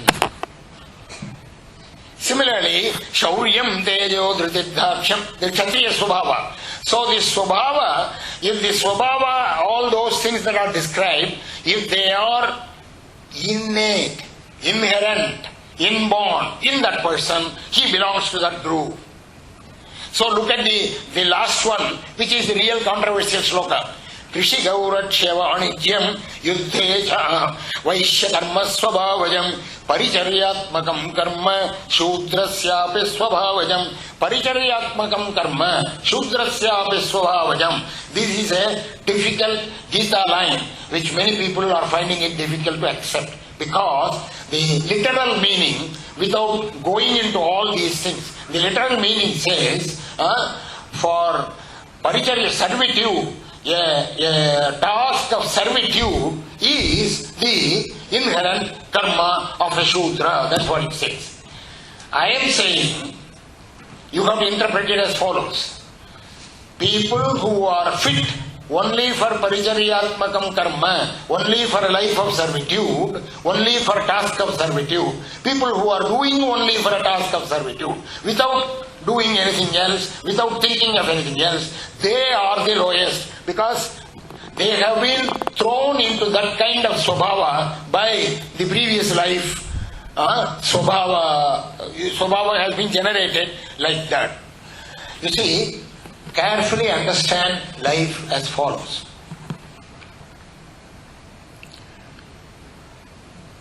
A clerk working in the Port Trust in Madras was doing a clerical job.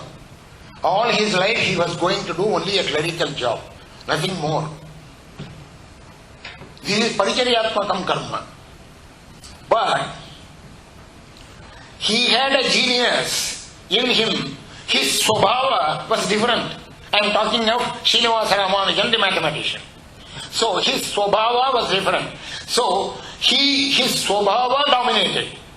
Now what did he do? According to the swabhava, he rose up, he did his work and rose up to become the greatest mathematical genius of the 20th century. A shepherd boy was herding cattle, sheep, in the island of Corsica.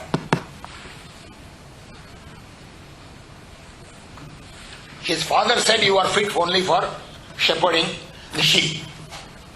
But his swabhava was different, inner swabhava. It dominated. What did he do? He took him to France, right? And he joined the army and became the greatest general of all time, Napoleon. The Kshatriya genius sparked in him.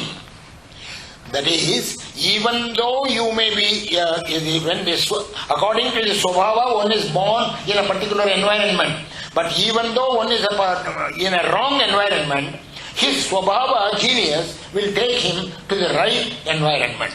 This we see in many cases. There was a lad, 19 years old, taking stockbroking papers up and down the stairs in a Calcutta building. The English lords would not allow him to go use the lift.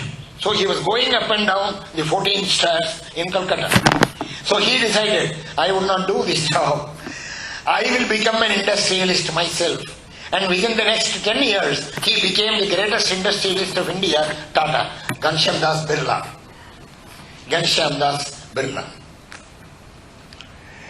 This is one way.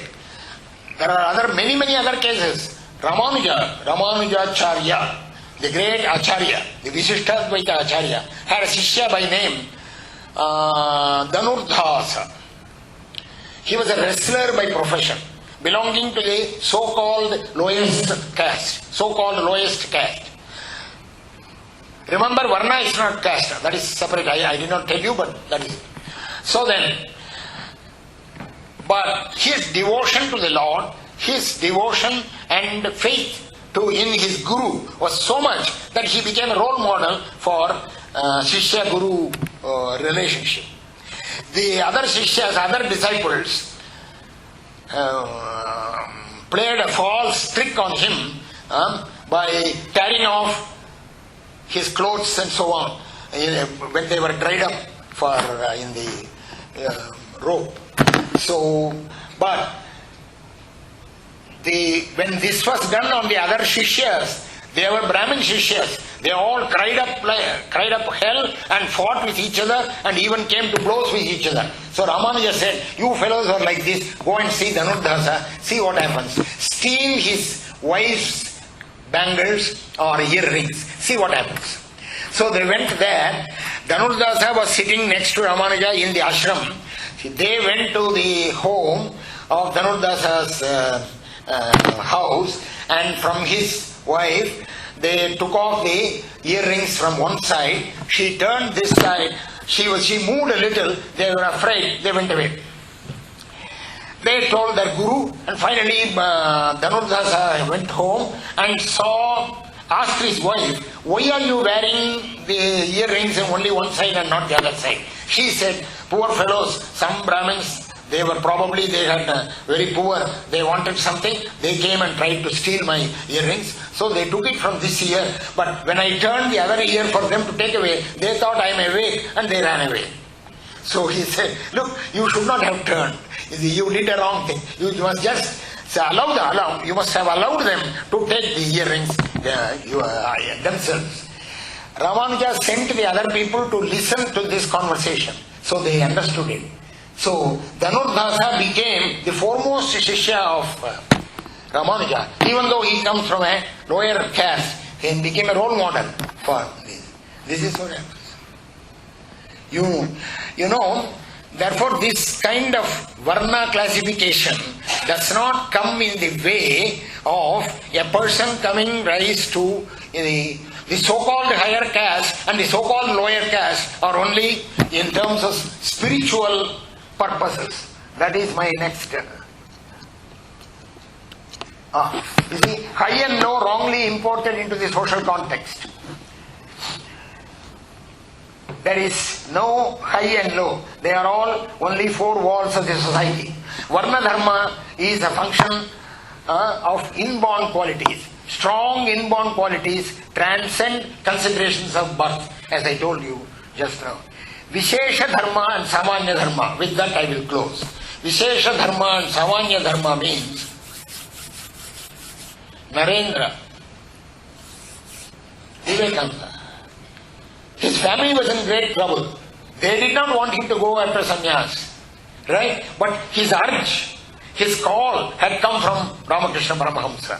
So that is the Vishesha Dharma. Vishesha Dharma prevails over Samanya Dharma. In such cases, not for you and me. Me, I don't know about you. Right? Samanya Dharma. This is what you have to apply to Vibhishana. See, there are critics, particularly in the Tamil land, because of Kambaramayana. There are critics who say Vibhishana did not try to do the right thing in forsaking Ravana, who has fed him all his years and coming back to this side. This was his Vishesha Dharma. Vishesha Dharma prevails. Narendra and Vivekananda, and there are several other. Buddha, Siddhartha, he left off his family. That is the Vishesha Dharma. You and I are not ready to go like that. Right? You is right. Anyway, thank you very much for giving me this opportunity to talk to you on this elaborate topic in my own way.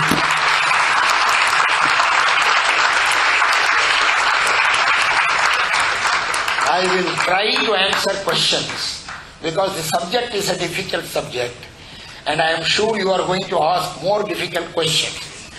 But I will try to answer.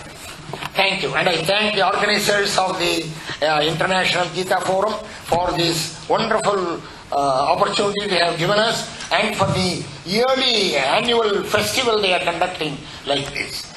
God bless you all. Thank you.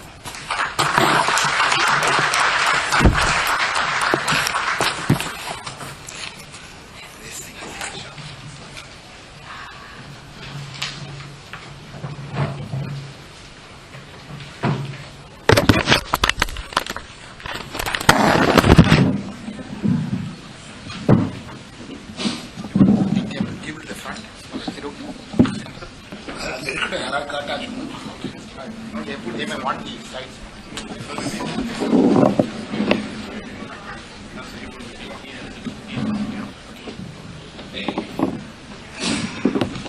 So thank you, Professor Krishnamurthy, for this humorous, with a lot of usaha at the age of 84, that perhaps we all remember his talk for a long time to come.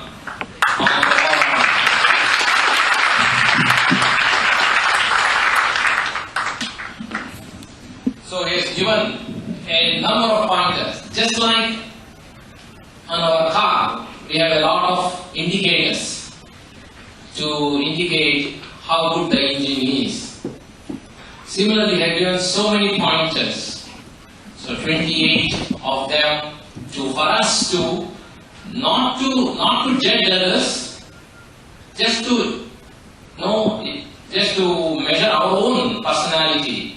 So he is beautifully portrayed, and let us ask now, invite audience for some questions to follow up. But you also remember that there is a panel session, so we are having about half an hour now for some quick questions. As in the morning session, please be very clear about it. Short, you keep your short questions short and not a windy questions. And please raise your hand and also identify yourself. There are mics around. Thank you.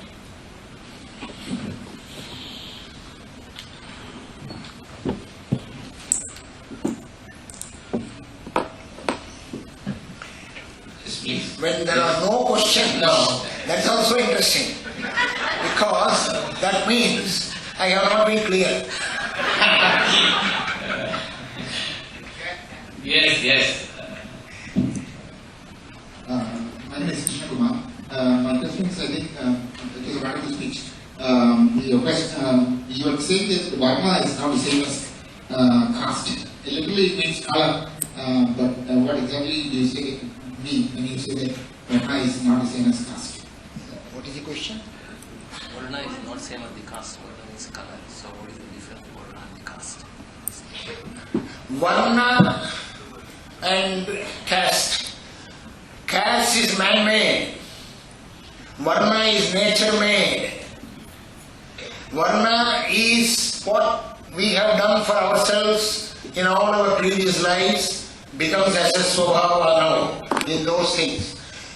All the castes that are in the so-called India, I should not say Bharat now, India, you see, that is all man-made, purely man-made. But Varna is not man-made. Varna is applicable to an American, Singaporean, Chinese, the Japanese, everybody. Because I did not mention any shastras anywhere. It is all question of character, right? Knowledge, action, doer, like that. Buddhi, dhriti, happiness. You may say there are other things which may be involved, but Krishna takes only these 6 things. And I suppose that should be enough for us. Otherwise the 18th chapter would have been longer. So, do not misunderstand caste as Varna. And don't translate Varna as caste. And Varna in a dictionary meaning means color is accidental. Accidental. So don't link them. Don't link them. Right? Thank you. Yes, please. This is a short question. In our Mahabharata, Arjuna did not agree to Krishna and to fight at initial stage. Lord Krishna used Karma Yoga, Jnana Yoga, and finally till he has not seen the Virat Roop, he did not agree to fight the Mahabharata Yuddha. Whereas Yudhishthira, who was invited for gambling, continued gambling, though Vidur and others wished that he should stop gambling. it appears a very peculiar stage that when Arjun prepared from the house, from when war was decided, both the parties were standing one side and the other side, and Lord Krishna wants to explain him and went on explaining, but he did not agree to it.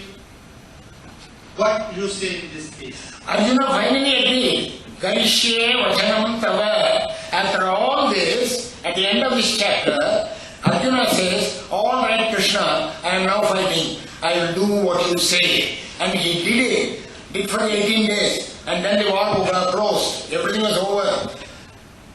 2 years or 3 years later, Arjuna says, this is something different. You are right. The answer to your question is over. But I am giving you more information.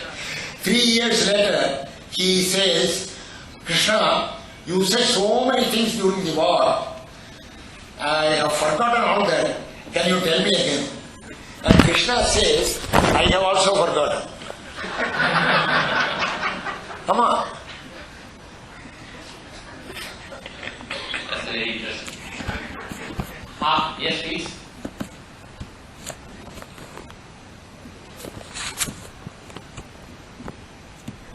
Hello, I'm Shiva. I just have 2 questions.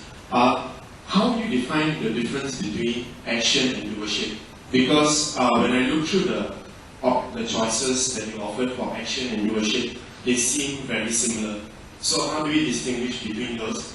And during the talk, you also said that Swabhava is defined by our vasanas and also our culture and our environment. So if we are doing this questionnaire, how would we decide what is actually our inborn Swabhava and what is actually environmental or cultural? What is the question? Action and Action and doership. action and worship. Doership. Doership. So both are creative. Doership is agency for action. I am the doer. That is called doership. Action is the actual doing. So, they are 2 different things. What was your supplementary question? You had 2 questions. So how do we know whether a particular trait is... No, you must have the mic.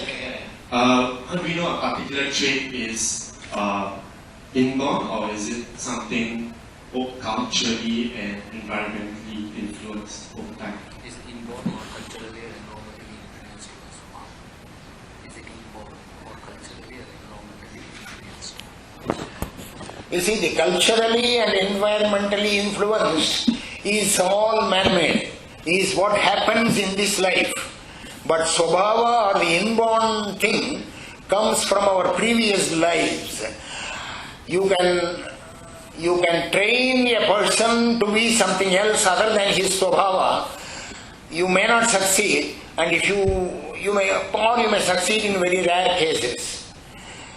You see, this is what happens when many parents discuss with their children to go into this field or that field, engineering, arts, etc. But if the child or the son or daughter has a particular tendency in a certain direction and the tendency is strong, remember the parent has to check whether the tendency is strong. That strong tendency should not be prevented so long as it is healthy, ethical and legally okay. So this cultural training, what you are saying, is all a man-made thing. We are certainly influenced by the culture around us, we are certainly influenced by the environment around us, but that is part of our development. But we start with some kind of Swabhava right at the beginning of our life. That will always have a certain influence. We have to balance these things. Okay, 1 second. Let's give a chance to Jagdish.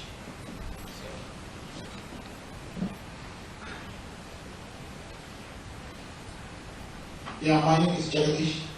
In a complex city like Singapore that we live, how do we practice the simple ways of our detachment? Simple, you don't hold on to that deer, baby deer. simple ways of detachment. So you want some recipe for simple ways of detachment. First of all, there is no recipe, but I will try. What do we mean by detachment? You don't want to hold on to the small baby deer. We don't want to hold on to that small baby deer, like the rishi. You see, our sons and daughters, we are attached. Right? Our property, we are attached. So first let me come to property. Property is easily to get detached. You see, sons and daughters is difficult. So, again it depends. There are people who are attached more to their property than to the sons and daughters. So it all depends. So I will put it abstractly as a mathematician. Find out something to which you are least attached. Find out something. It may be your spouse.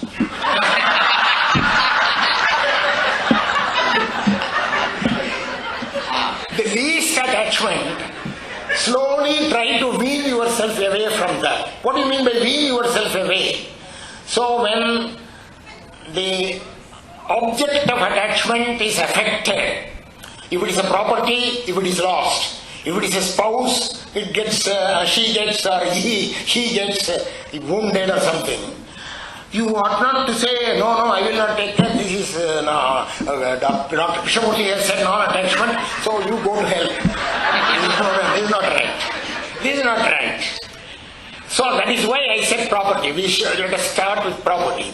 For when the property, what happens is,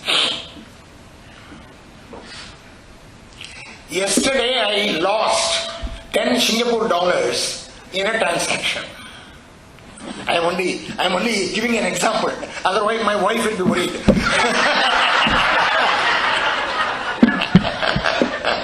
Right? So yesterday I lost 10 Singapore dollars in a transaction.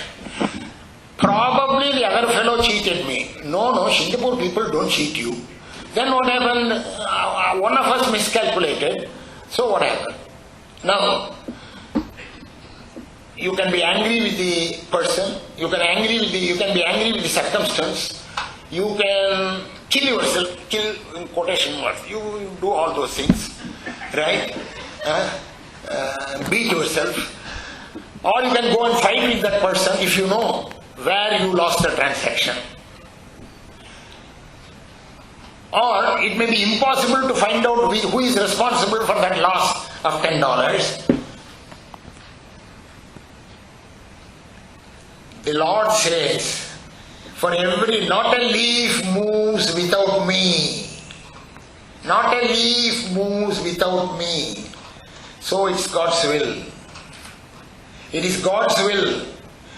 When did God have the time to think of you amongst the whole world population and the $10 that you had in your pocket? When did He? You see, this is a question which cannot be answered by me. It has to be answered by God. So leave that question. The point is, it's God's will.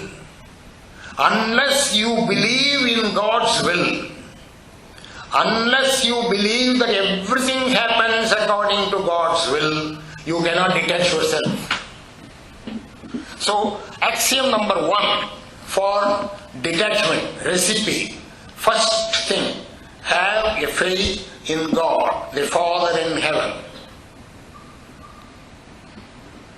Don't bring in the Advaita, Vishishtadvaita, all those things here. Sir, God is not personal, impersonal, all those things. Don't bring it here. For the purpose for which we are talking, God is personal, He is sitting there, He is watching you. He is not watching you from there, He is watching you from here. Ishvara sarva bhutanam hrideshe arjuna tishtati. So His residential address is right here.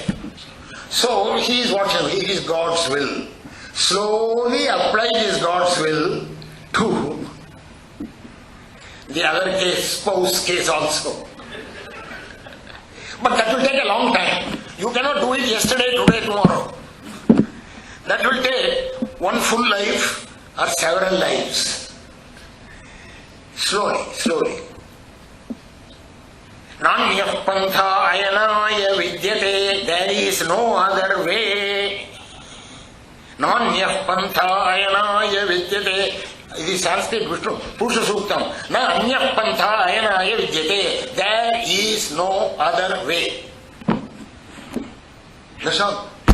God's will. My father used to say God's will very often. I did not understand it at that time.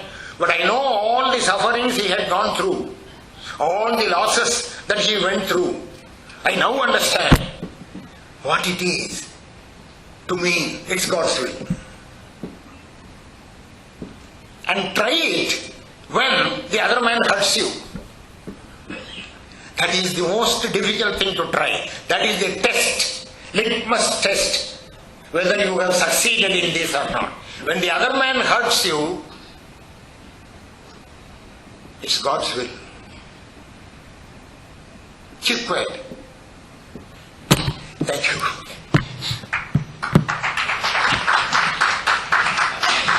Sir, let us give a chance to others. Panel session is there. There is one question next. Okay. My name is Ravi. You gave a very good answer. How I want a recipe from you by having a detachment at the same time don't go into the fatalistic theory and do your best. What is your advice? Don't go into fatality. I mean, everything is God's will, so it's vidhi. So I want to give it everything and then don't do my best. And then, the general tendency is generally people, when you go into the God's will part, the tendency is to go and assign everything to God and become less efficient yourself. That's a normal tendency of the human being, and saying everything is God's thing, even though you would not have put your best efforts. So what is your recipe to overcome that part and have a detachment action? Very good question. This is a great criticism of Hindu religion by foreigners who did not understand the Hindu religion well.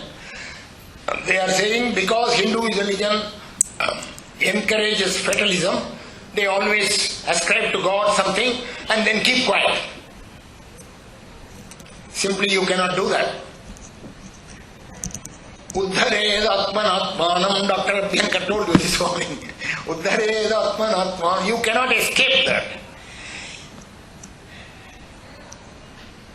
As you pass along a grove or a garden or a lake, you find that somebody is struggling in the water and requires help. And you are a good swimmer, you know swimming, you can go and help. You cannot say it is God's will that person is suffering. Let him have his turn, let him have his fate, I will go my way. It's wrong. You have already done a sin of not going to the help of the other man, and this is going to be in your bank account or the Punya Papa account. And you are going to pay for it doubly later. Sometime, maybe next life. Maybe next life. You see, very often we feel that we are doing everything right, we are being soft, we are good to people, we are this, we are that, but still we suffer. Right? We have not thought ill of other people, but we suffer. What happens? Another thing. Very often we find that things are happening so well. We are rising. Things are happening. Everything is good. Suddenly something happens. A little thing, which is a bad thing, which is unpleasant. So pleasant and unpleasant things happen in a mixed way. Why? If my horoscope is correct, if my period, that is what do you mean, if my times are good, then everything must happen well. Everything will not happen in a pleasant way. Pleasant and unpleasant things will mix. That is because you have been doing pleasant and unpleasant things in the previous life, always in a mixed way. Not doing alone, thinking. Now slowly, think about your mind. The mind every second changes its mood. 1 second it thinks good, well, noble, subtle, everything. The other minute it goes into the rajas mood. The other second it goes into the tamas mood. So it thinks of wrong things. By wrong things I mean, you see, that fellow has done wrong to me, he would not prosper. Something should happen to him. You see, that mind thinks, he does not do anything, but his thinking will have a consequence either in this life or the next life. Even thinking. So that is how we are getting pleasant and unpleasant things. And Kanchi Mahaswami has said, it happens, now it is he who has said it. I am not saying it, I don't know. He says, why things are happening this way? Because you have done things this way, so it is in that order things are happening to you now, he says. Who knows what this order is? Who is the God that changes or keeps all this order? What is the computer he is having where he simply touches and gets these things done? We don't know. But this is how it happens. So it's God's will should not make you not go to the help of the other man, not do the right thing. No. So God's will is something to console you when things unpleasant happen and you are not able to bear it. Only on that occasion. When the other man hurts you, take it as God's will. But when you hurt other people, don't say that it is God's will, he should be hurt, I will go and hurt him. Thank you. So there was one question from that side. Somebody wanted to ask. Any other questions? When I am your age,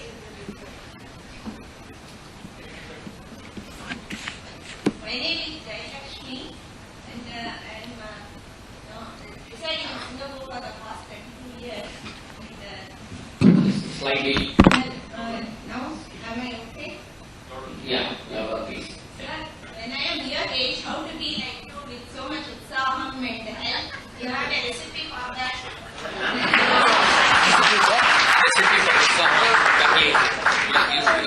Recipe for? Usaha. Zeal.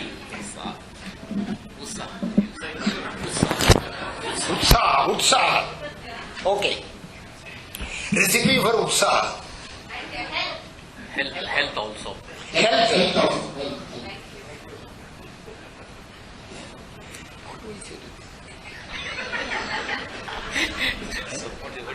I am not a doctor. But what is your secret? Your lifestyle. You see, whatever I have learned, I learned it from my father.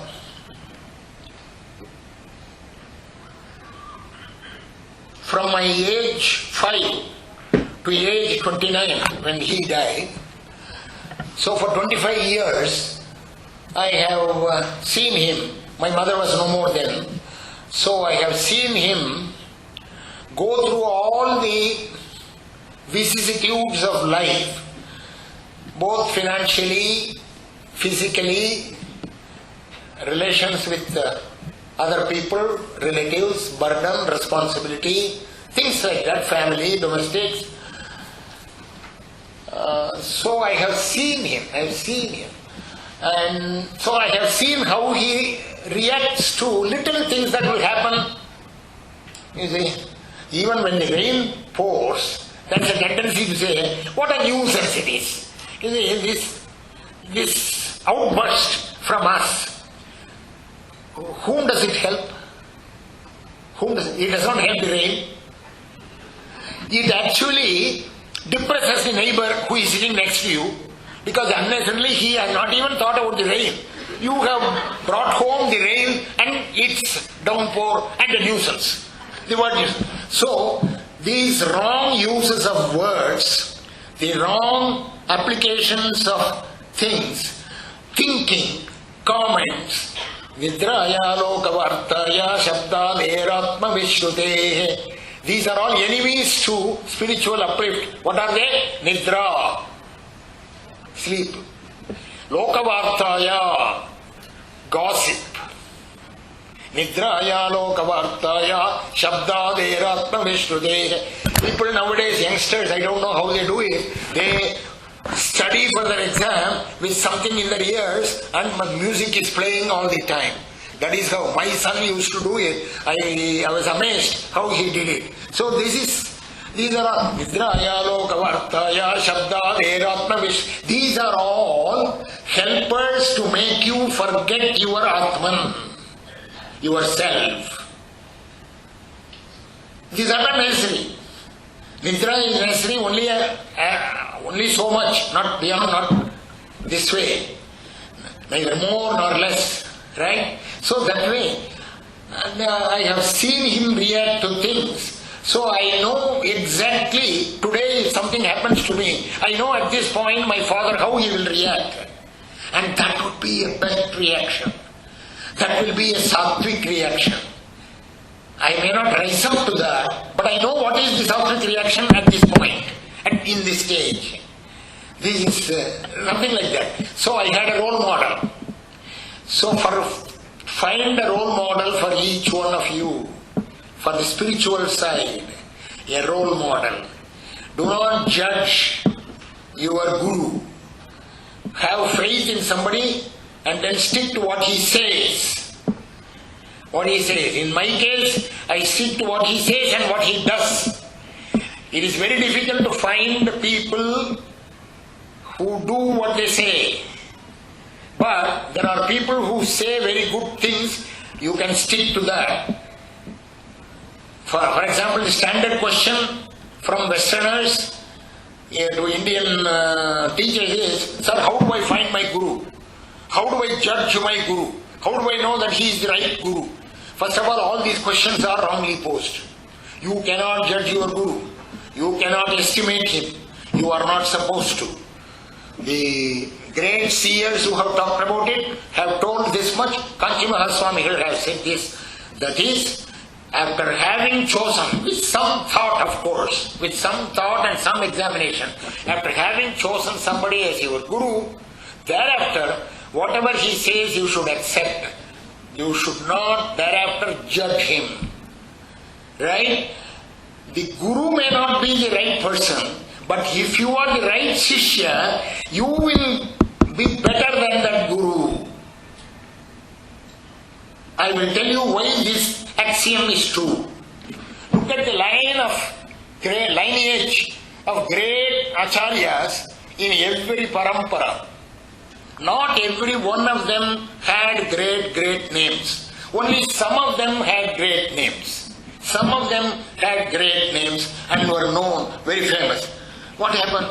What about their guru? Why were they not great? What about their guru? Why were they not great? Only that man, that guru was great, this guru was great. This theory applies. It is the Shishya's greatness, the faith that he had in that guru, that made him great. The faith you have in all these principles, that will make you great. The faith.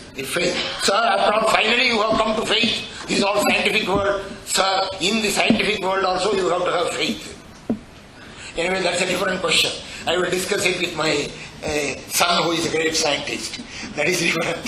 So the point is faith. Faith in what you do, what you have studied, and in the teacher whom you respect. Right? Faith. And therefore faith in God, and therefore the God's will thing, all these are connected now. Now you make a recipe for yourself. Thank you. Okay. So let us once again thank Professor Krishnamurthy for this question and answer session.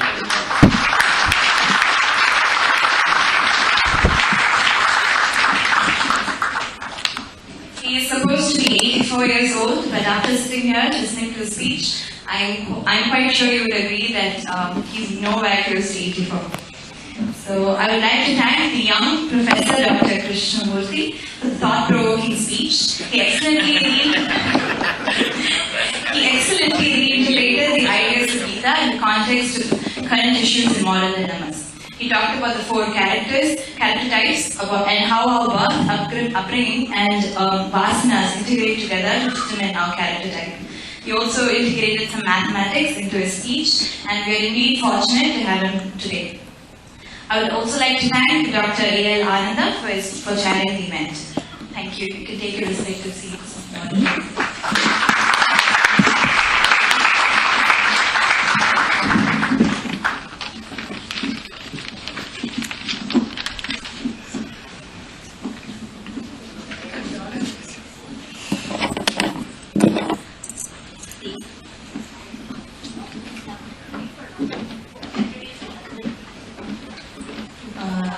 Let me give some quick details on the rest of the events organized for the Gita Jayanti. Tomorrow, Sunday, an interactive youth forum will be held at this very hall between 9:30 a.m. and 12 noon.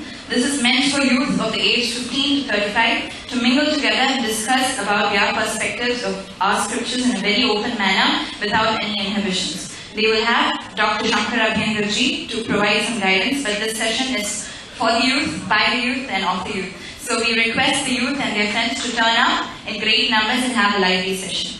We have the Gita competition in various categories for youngsters to be held in January 2012, details of which are available in the website www.gitajayanti.org.sg.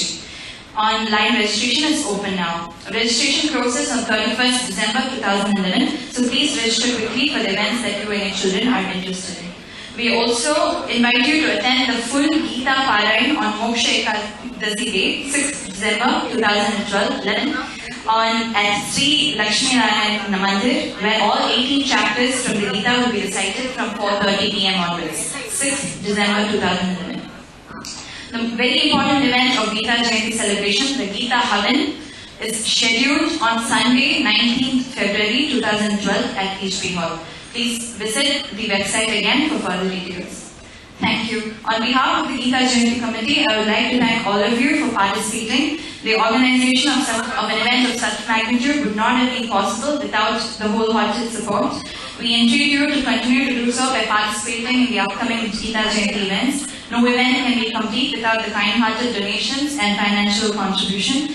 So please be informed that there will be donation boxes at both the levels. They are located at the back of the auditorium and in the ground floor. Thank you for the support. I invite all of you to adjourn for a light tea session downstairs, and I request you to please be back and seated by 4:30 p.m. for presentation of awards to the winners in the Children's Arts competition a while ago, and the essay competition that was held on 2nd October. This will be followed by an open panel where the audience can seek clarifications on various issues. I repeat, please be back by 4:30 p.m. Thank you very much.